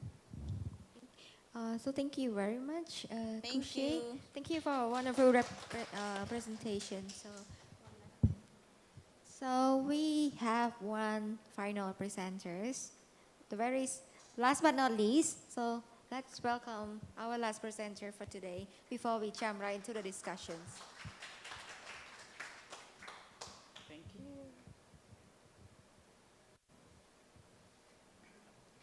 This is forward, this is backward. Okay. Forward.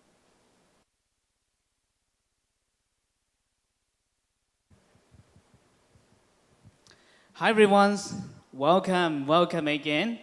So for now, everyone's look tired and someone's look sleepy, but yeah, keep your patience to be here more like just 15 to 20 minutes more, so that we got the time to relax. Yes, my name's Lê. I'm from Laos, and as you see the picture here, is a very handsome man. But the real here is kind of pretty ugly, but also handsome in the way I am. And I'm from Laos, so for this, it's my project that I did back in Laos called Giving a Better Chance. And why I call the name as Giving a Better Chance? Because there are so many children that have their dream, but so many of their dreams die due to the lack of support and the lack of the opportunity. They never got the chance. So make their dreams die. That's why I call giving a better chance to save their dream to be like alive and to have a better future. So giving a better chance, the name, the meanings like that. So what I do for this organization, this is non-profit organization, and what we do is support underprivileged children who are orphan, poor, and disabled people in the countryside of Laos to go to school, to attend this formal school like the other kids, that their parents are able to support them. So, and also coaching, station or consult scholarship for all the youth in Laos. They got scholarship to study abroad or got opportunity to exchange abroad. And this the picture. This is some picture that we got from our organization. And yeah, and this also we provide a free English class. The reason why we provide a free English class, because in Laos, if anyone who able to speak English or communicate English with foreigner will have high opportunity to get a better job.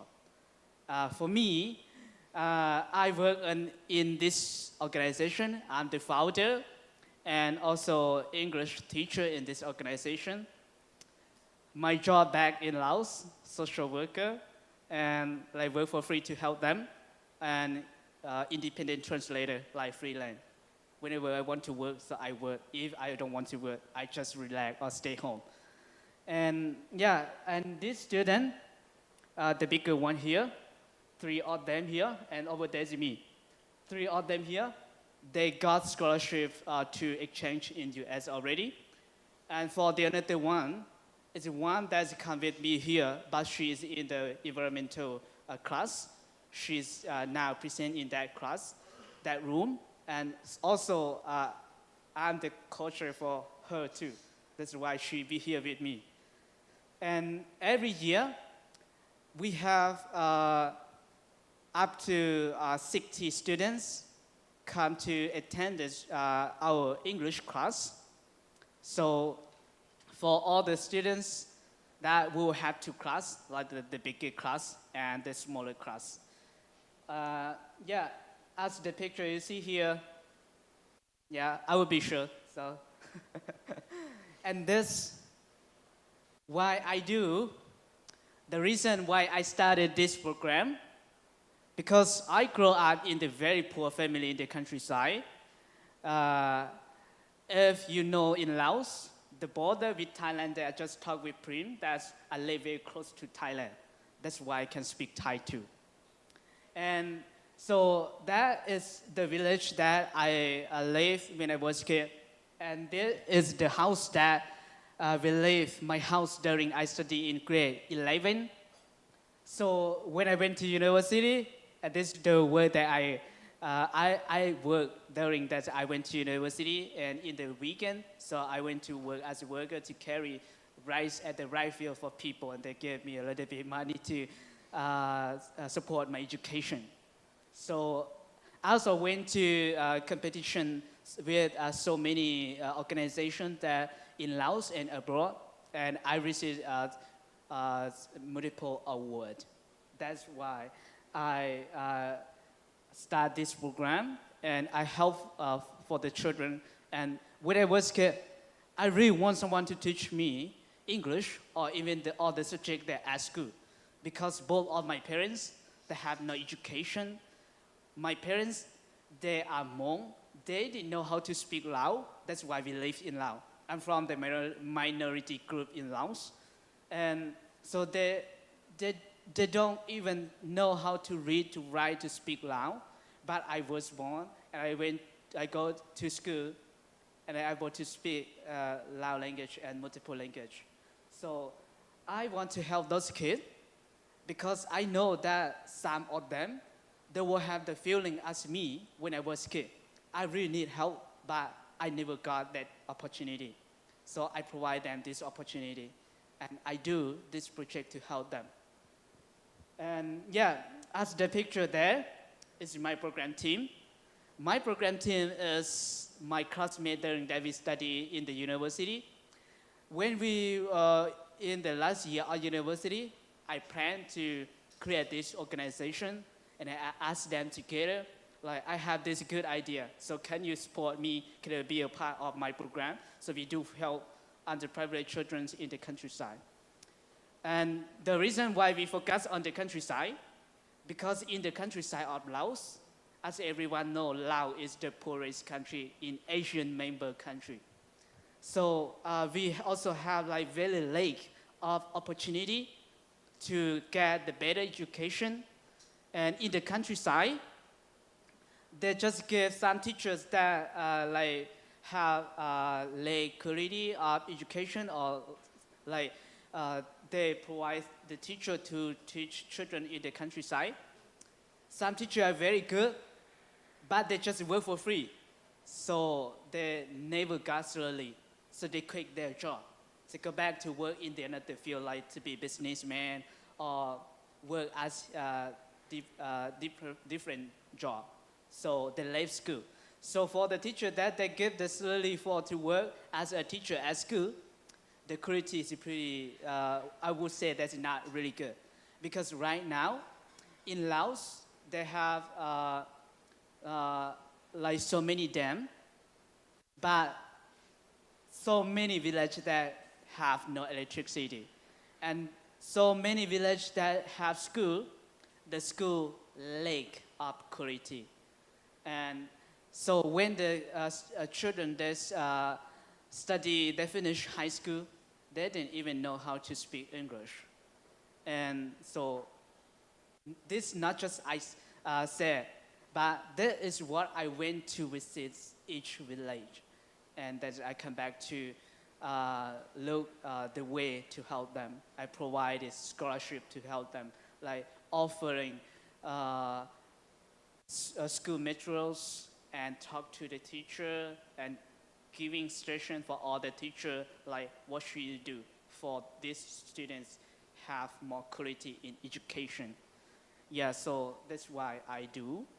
And focus on the countryside, because in the countryside, there are so many parents, they never been to school, like my parents, and they have no education. They have no idea how to support their life during this day or the life of their children in the future.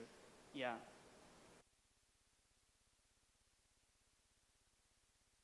And for the impact for the community, this organization, we start on February 16, 2021, but since until today, it has been almost 2 years, or like 2 years already. And we able to support 105,000 students. They are the children that are very poor.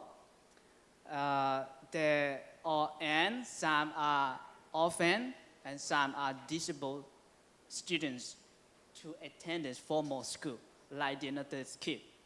Give the chance for them. That's why we call Give Me a Better Chance. Give the chance for them to attend the school. We believe that children will have, children are the future for us in this day. And we able to teach 80 students, and 40 students of them able to speak English fluently. Yeah, and they're able to communicate with foreigner right now. And I consult students, and more than 5 students got the scholarship to study abroad or to exchange abroad. One of them here with us, joined this program in the environmental issue room, is the one that I'm coaching her to get this scholarship too. And I help students. That is a very big problem that I face. Just happens to my student. One of my students, she's a girl, and she has 15 years old, and she had trouble with human trafficking by 2 Chinese old men. They planned to take her to China, but during they took her from my province to the another province on their way to China, and I found that she was in trouble. I reported to police officer to arrest those people who make this problem. Yeah, and for this is what we did and what we done. So also some here, I missed some information here, like I consult their parents, like in Laos, for their parents that live, some parents that live in the countryside. They don't allow the girl to go to school for study. So because they believe that if like I have one girl and one boy, so I choose the boy to go to school and let the girl work at the farm with their parents. Because they believe that when the girl grow up, she will marry to the another man, so she will not live with them. So the profit will be on her husband, family. So I talked to their parents. The first day I have few students, their parents didn't allow them to study. But I talked to them. I said, the future is not you. If you stop their education today, in the future, your children or your daughter will be more struggle in the future. So they gave their daughter to go to school. Yeah. And that's all what my presentation for today. I know that I have like some no, I don't know how to say that. Like some things that are not really good in my presentation. And also like due to the lack of experience on me, I grew up in the countryside. So I just been to study in the city, university for 4 years for study English. I know that my English is not good. Also my plans that I work on this organization are not good. But I hope that I'm here today to learn with everyone and to improve my organization in the future for better. Yeah, thank you so much. If you have any question, please feel free to ask me. I'm happy to answer any question that you have.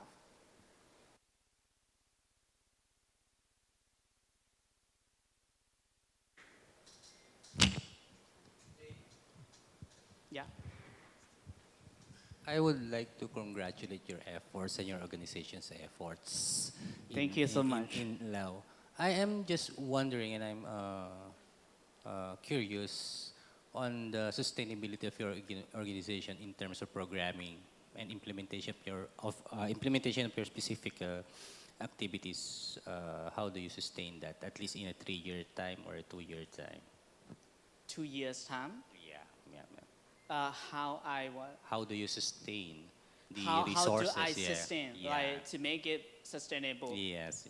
Yeah, for this plan, I'm now plan to make it to be like because right now it's like non-profit or charity organization work for free, and my survive this day as I work independent translator and also scholarship hunter a lot, as I said that. But in the future, I plan to make it to be like social entrepreneurship, and so I was able to make financial support. And also we got support funding from U.S. Embassy in Laos because I'm the alumni from U.S. program, scholarship program, like multiple scholarship program from U.S.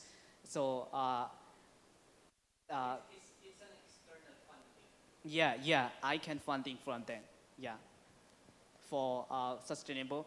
And right now we have the team that we try to connect like each country like Australia, US, and France or Europe, and try to collaborate to make this sustainable. Yeah. Thank you. So I will going also to add. I was just curious. In implement, you did a great job for that activity, and my question is, in implementing that activities, you faced a circumstances. What specific circumstances or you faced and how you solved it, and what message could you give to us to empower us to um, do more like that activities, because it was very great to giving a better chance to students, to youths. Like some problem that I face Yes, and how problems I that you solve faced. the problem. Yes. Yeah, work on this organization, not just for this. I'm sure that everyone that work in organization also face the similar problems. So some people will say, judge you like, "Hey, you work for free, so what will you eat in every day?" And sometimes you went to help other people that really need help. You help them. Also have some people say, "Oh, you just make picture, just draw image. You just make you famous on social media." So the things that I always do is I do what make other people life better. So for those people who say not good to me, I'm sure that they are not generous people. And if they are smart people, they should give me instruction to make this better. But they come to judge me, to say they're really bad to me. I believe that they're not able to do as me do. So yeah, I just careless. Thank you so much. You're welcome.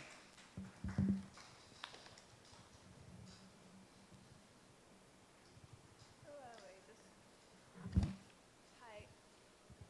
Anyone have a question? I can ask. My name is Prim, and I'm from Thailand. And I just congratulate you a lot on your program and a lot of impactful, meaningful to Laos. And actually, I just want to ask you, what would you like to say to people living in a young person living Okay. in ethical minority? And what do you want to say to the government to help you with these Yeah. projects or annual one? Like what I encourage to all the people and what I say to government. Oh yeah.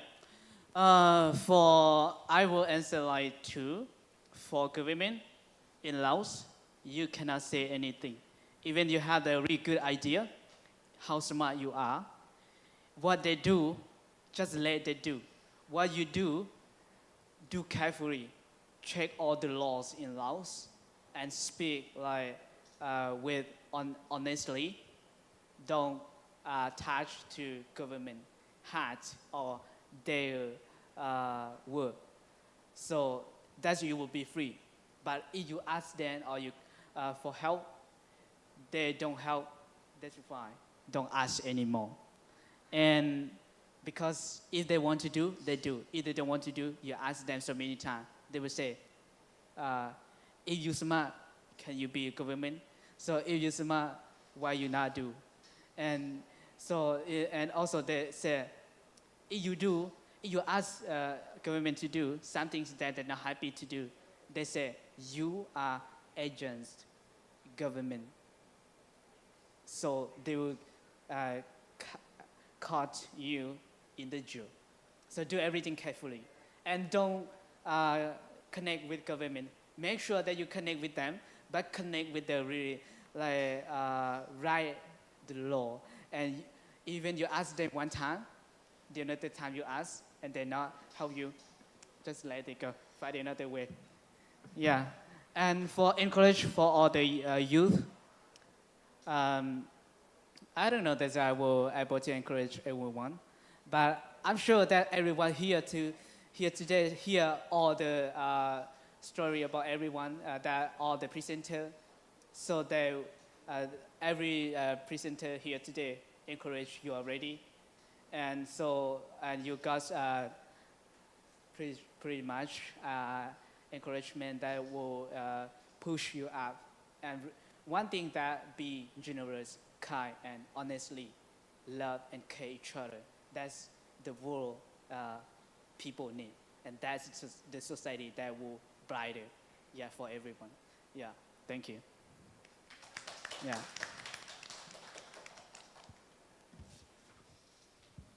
Okay, so thank you so much, Lei, for a wonderful presentation and very, very touching story. We wish you the best of luck with your organizations. And so now that concludes the presentation of day one of inclusive education. But we're not done. We're not done. Don't go home yet. So we're gonna break out into two group discussions where we're gonna be discussing, about the project that we have listened to so far. So let's break out into two groups. We also have some newcomers, so.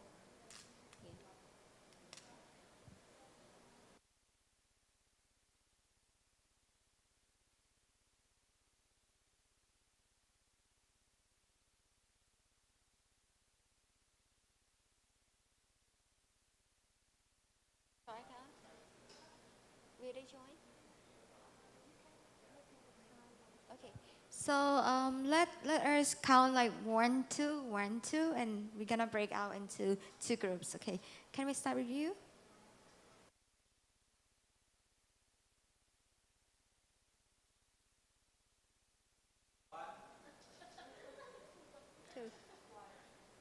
Two.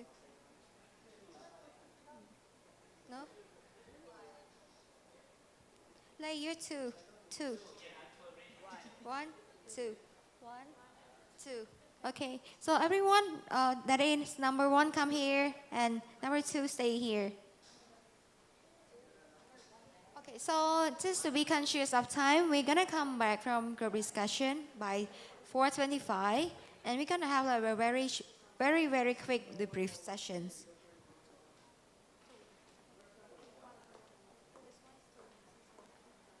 Number one, come here, please. Thank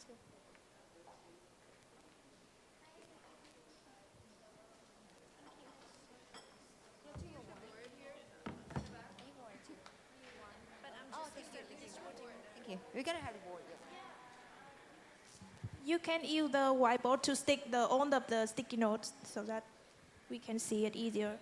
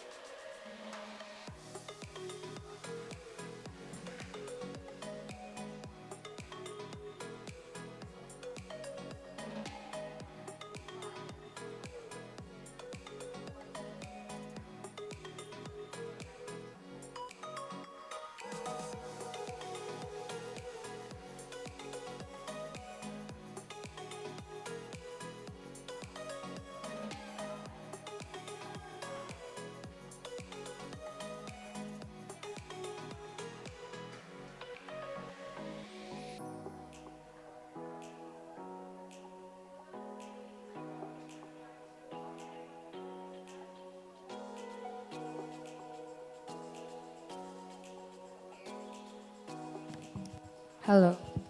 Hi.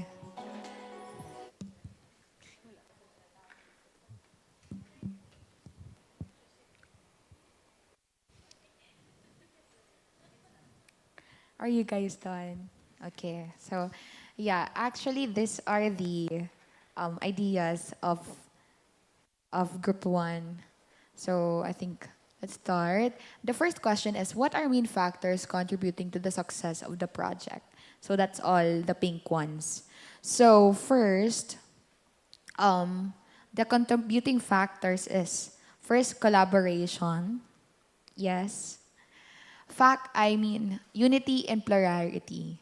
So what Kuya Mark Marlon is trying to like point out in plurality is that what do you call this? I forgot. Yeah, the diverse. I mean maintaining the diversity, but there is a unity. So it's the same thing. Actually, there is unity, and we've talked about unity. I mean, this will be the outcome of the process if everyone's idea is aligned. Next is working with and for the youth. So I will not explain it. Context and evidence based.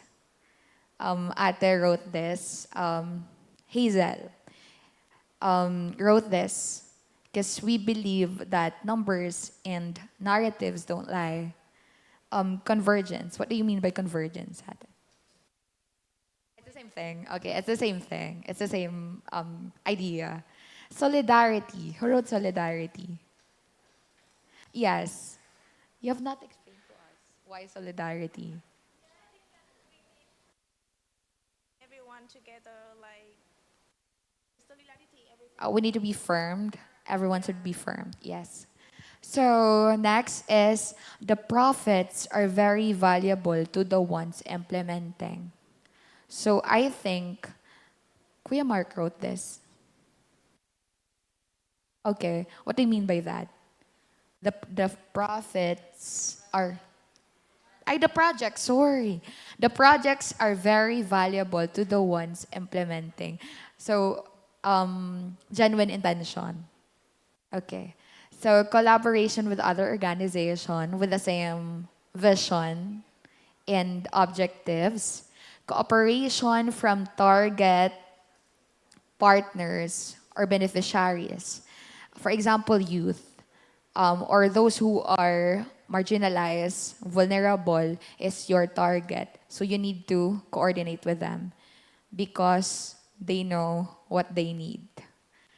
Next is funding. I will not explain that. Human resource, network, partnerships, collaboration, connections.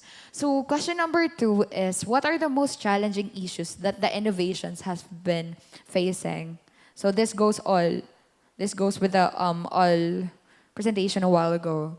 First is culture, not the what I mean on the culture is the way of living, the norms, stereotypes, the government. Next, sustainability, dynamic and fast changing situation because we don't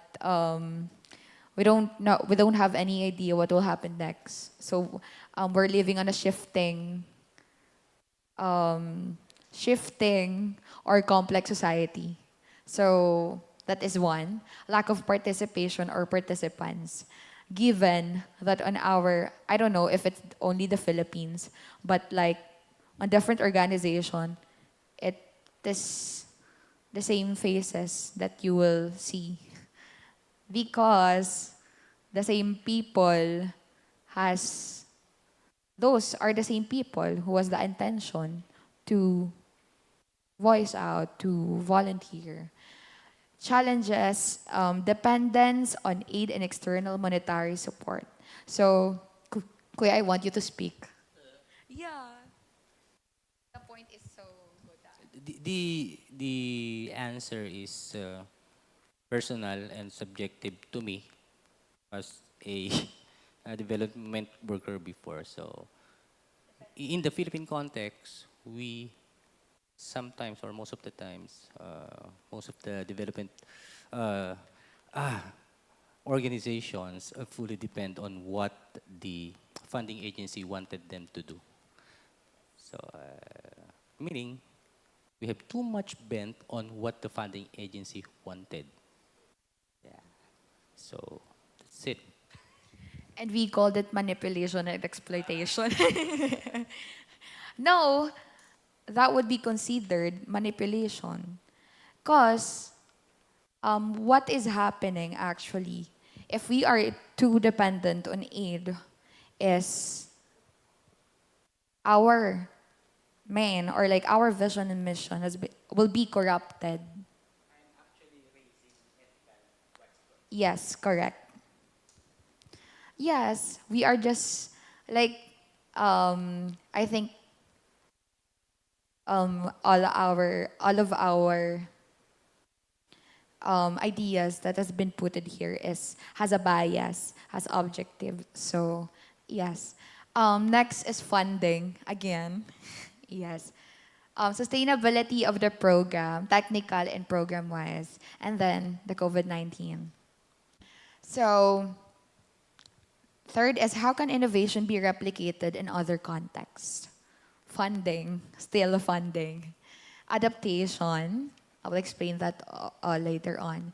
Replication in other contexts, like firstly, documentation of best practices to track the progress and analyze.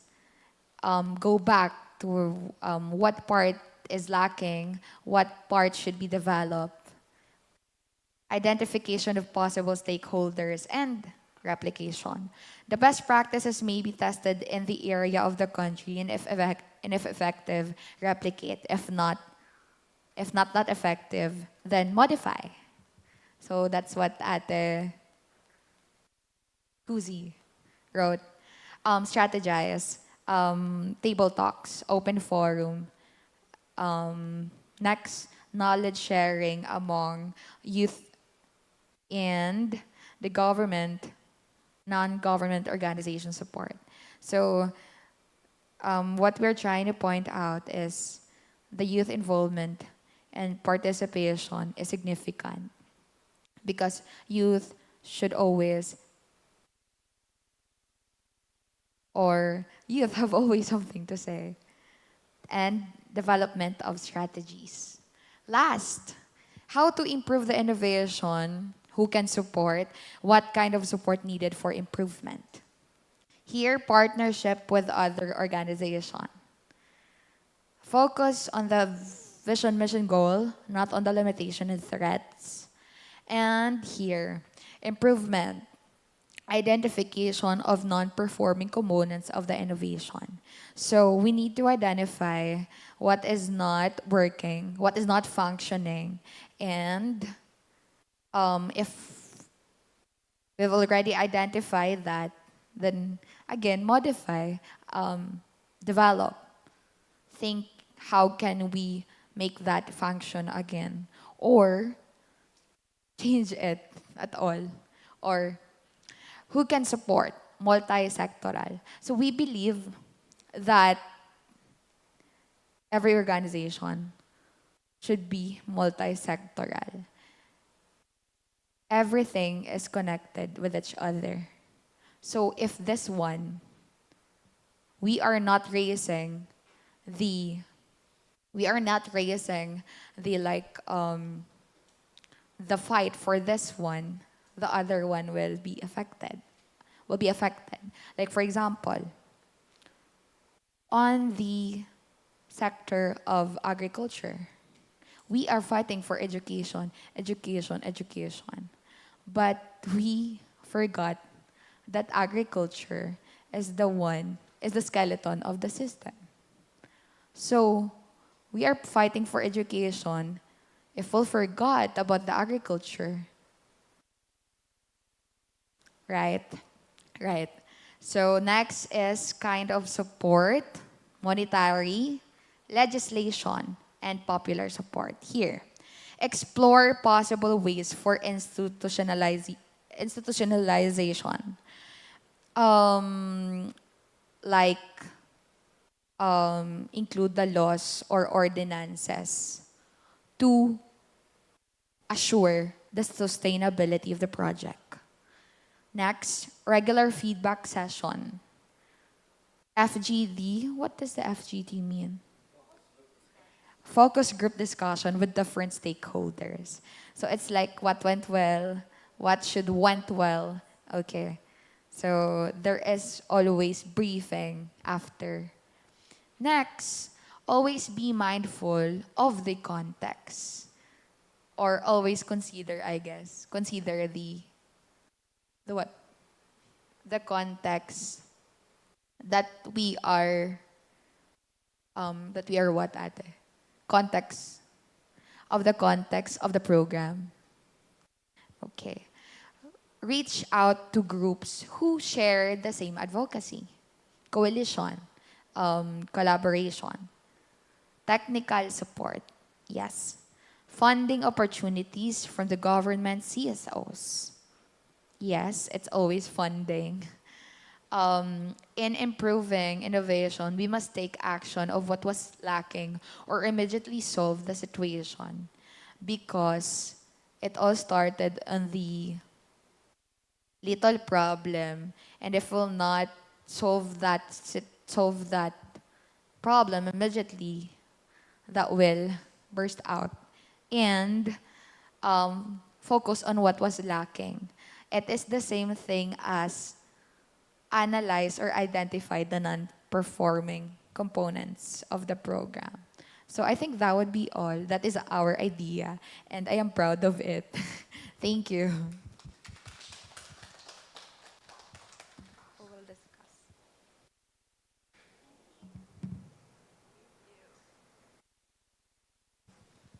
Hello again. I'm Marlet from the Philippines also. Almost majority of our output actually is almost the same as yours. Um, so, so these are the answers 1, 2, 3, 4. So for number 1, what are the main factors contributing to the success of the project? So we have here also the funding. Almost all of the projects are funded, and it's a major contribution. We also have here the supportive communities and manpower, the passion. So it's all in all, the project will not be successful without these people who are working for this project. So they are also very passionate. The active participation of the people in their communities is also a factor. We also have here the good teamwork, communication, and of course collaboration also. So I will not go further kasi the other group also discusses it, and it's almost the same explanation. For number 2, the challenging issues that the innovations have been facing. We also have here funding. It's a major contribution, but it's a challenge also as to the reason what if these funders will not continue. Diba? What if there will be no more grants in the future? So this is a challenge. We also have here the sustainability. No, again, it relates to the funding and the sustainability in engaging the people that we are working with. Without them, this will be a challenge for us. And almost actually, our discussion earlier focuses on the political challenges that we are facing, particularly in some other countries because of their different contexts. So they have a really strict political issues that they are facing that really affected their projects or the sustainability of their projects. We also have here disaster or the man-made catastrophes, external uncontrollable factors that we have.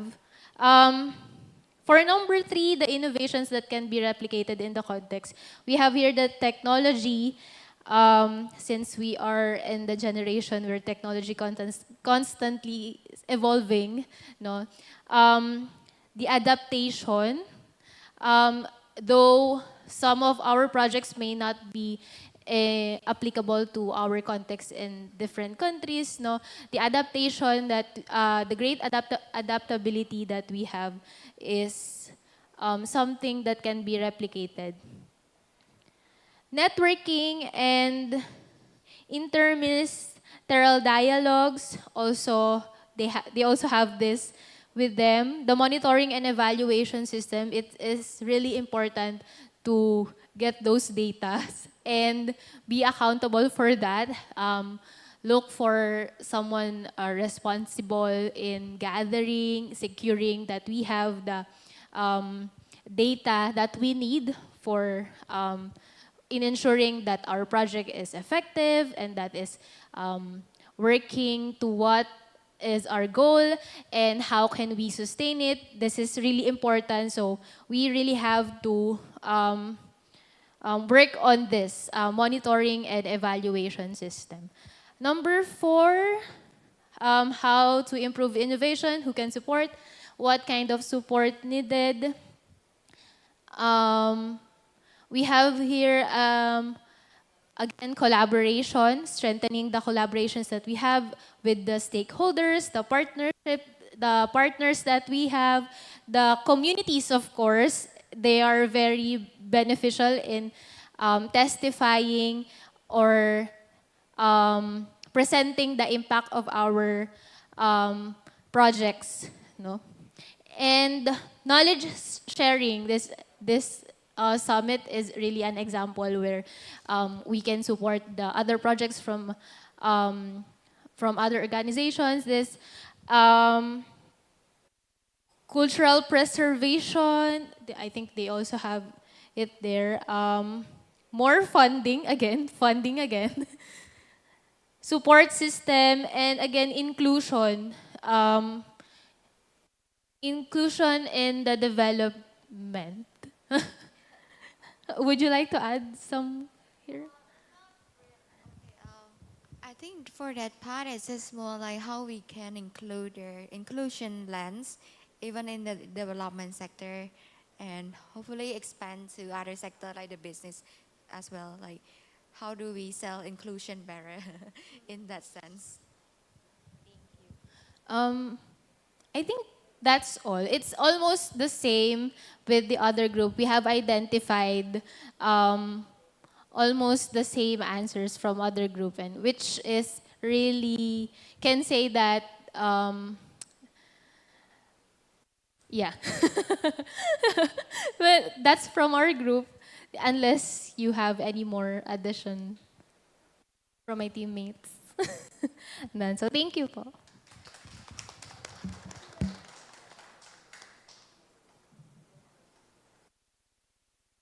Yay, thank you so much, everyone. So many ideas, right? I have learned a lot, to be honest. I think that I have to rethink a lot about my innovation. Thank you for your ideas. I mean, it's inspired me a lot to think about, everything, just not only my projects. Okay, I think that we can wrap up now. Okay. Okay. No, I think I want to ask, like, from a perspective of funder, like, for example, in Cambodia, like, funder have a lot of compliance process, like, a lot of documentation, paperwork, and that might pose as a barrier for small organization or youth group. But also, I understand that it's important for the M&E system as well. So I wonder, in that sense, like, can we find a common ground somewhere?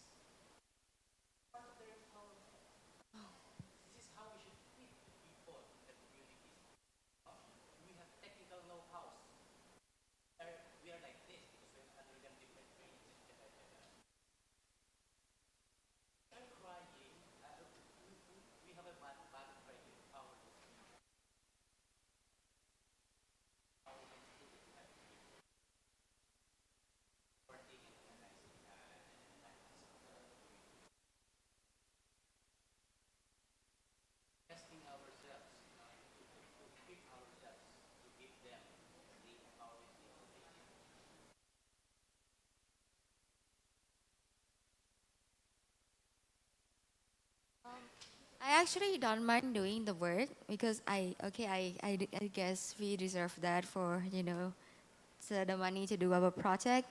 But I'm also worried about like some other community organization. Like, what if they cannot speak English very well, or they're not like familiar with administrative process and they have to give up because of that?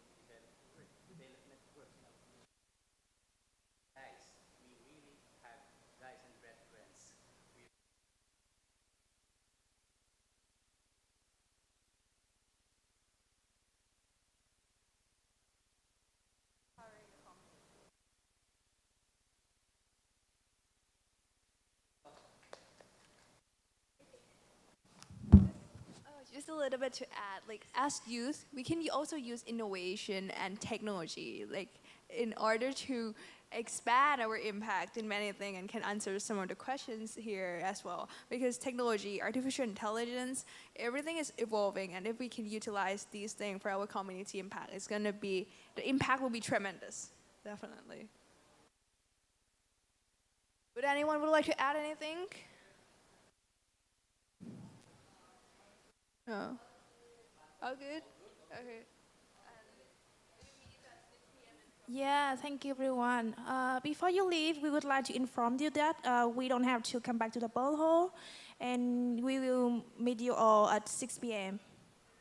Yeah, at the ball hall for the fellowship night. Yeah. Now you can back to your microphone. Yes. If you have your traditional costume, please wear for the fellowship night. It's gonna be very fun. Yeah. Oh, and before you, can we take a group picture? Can you have me with group pictures?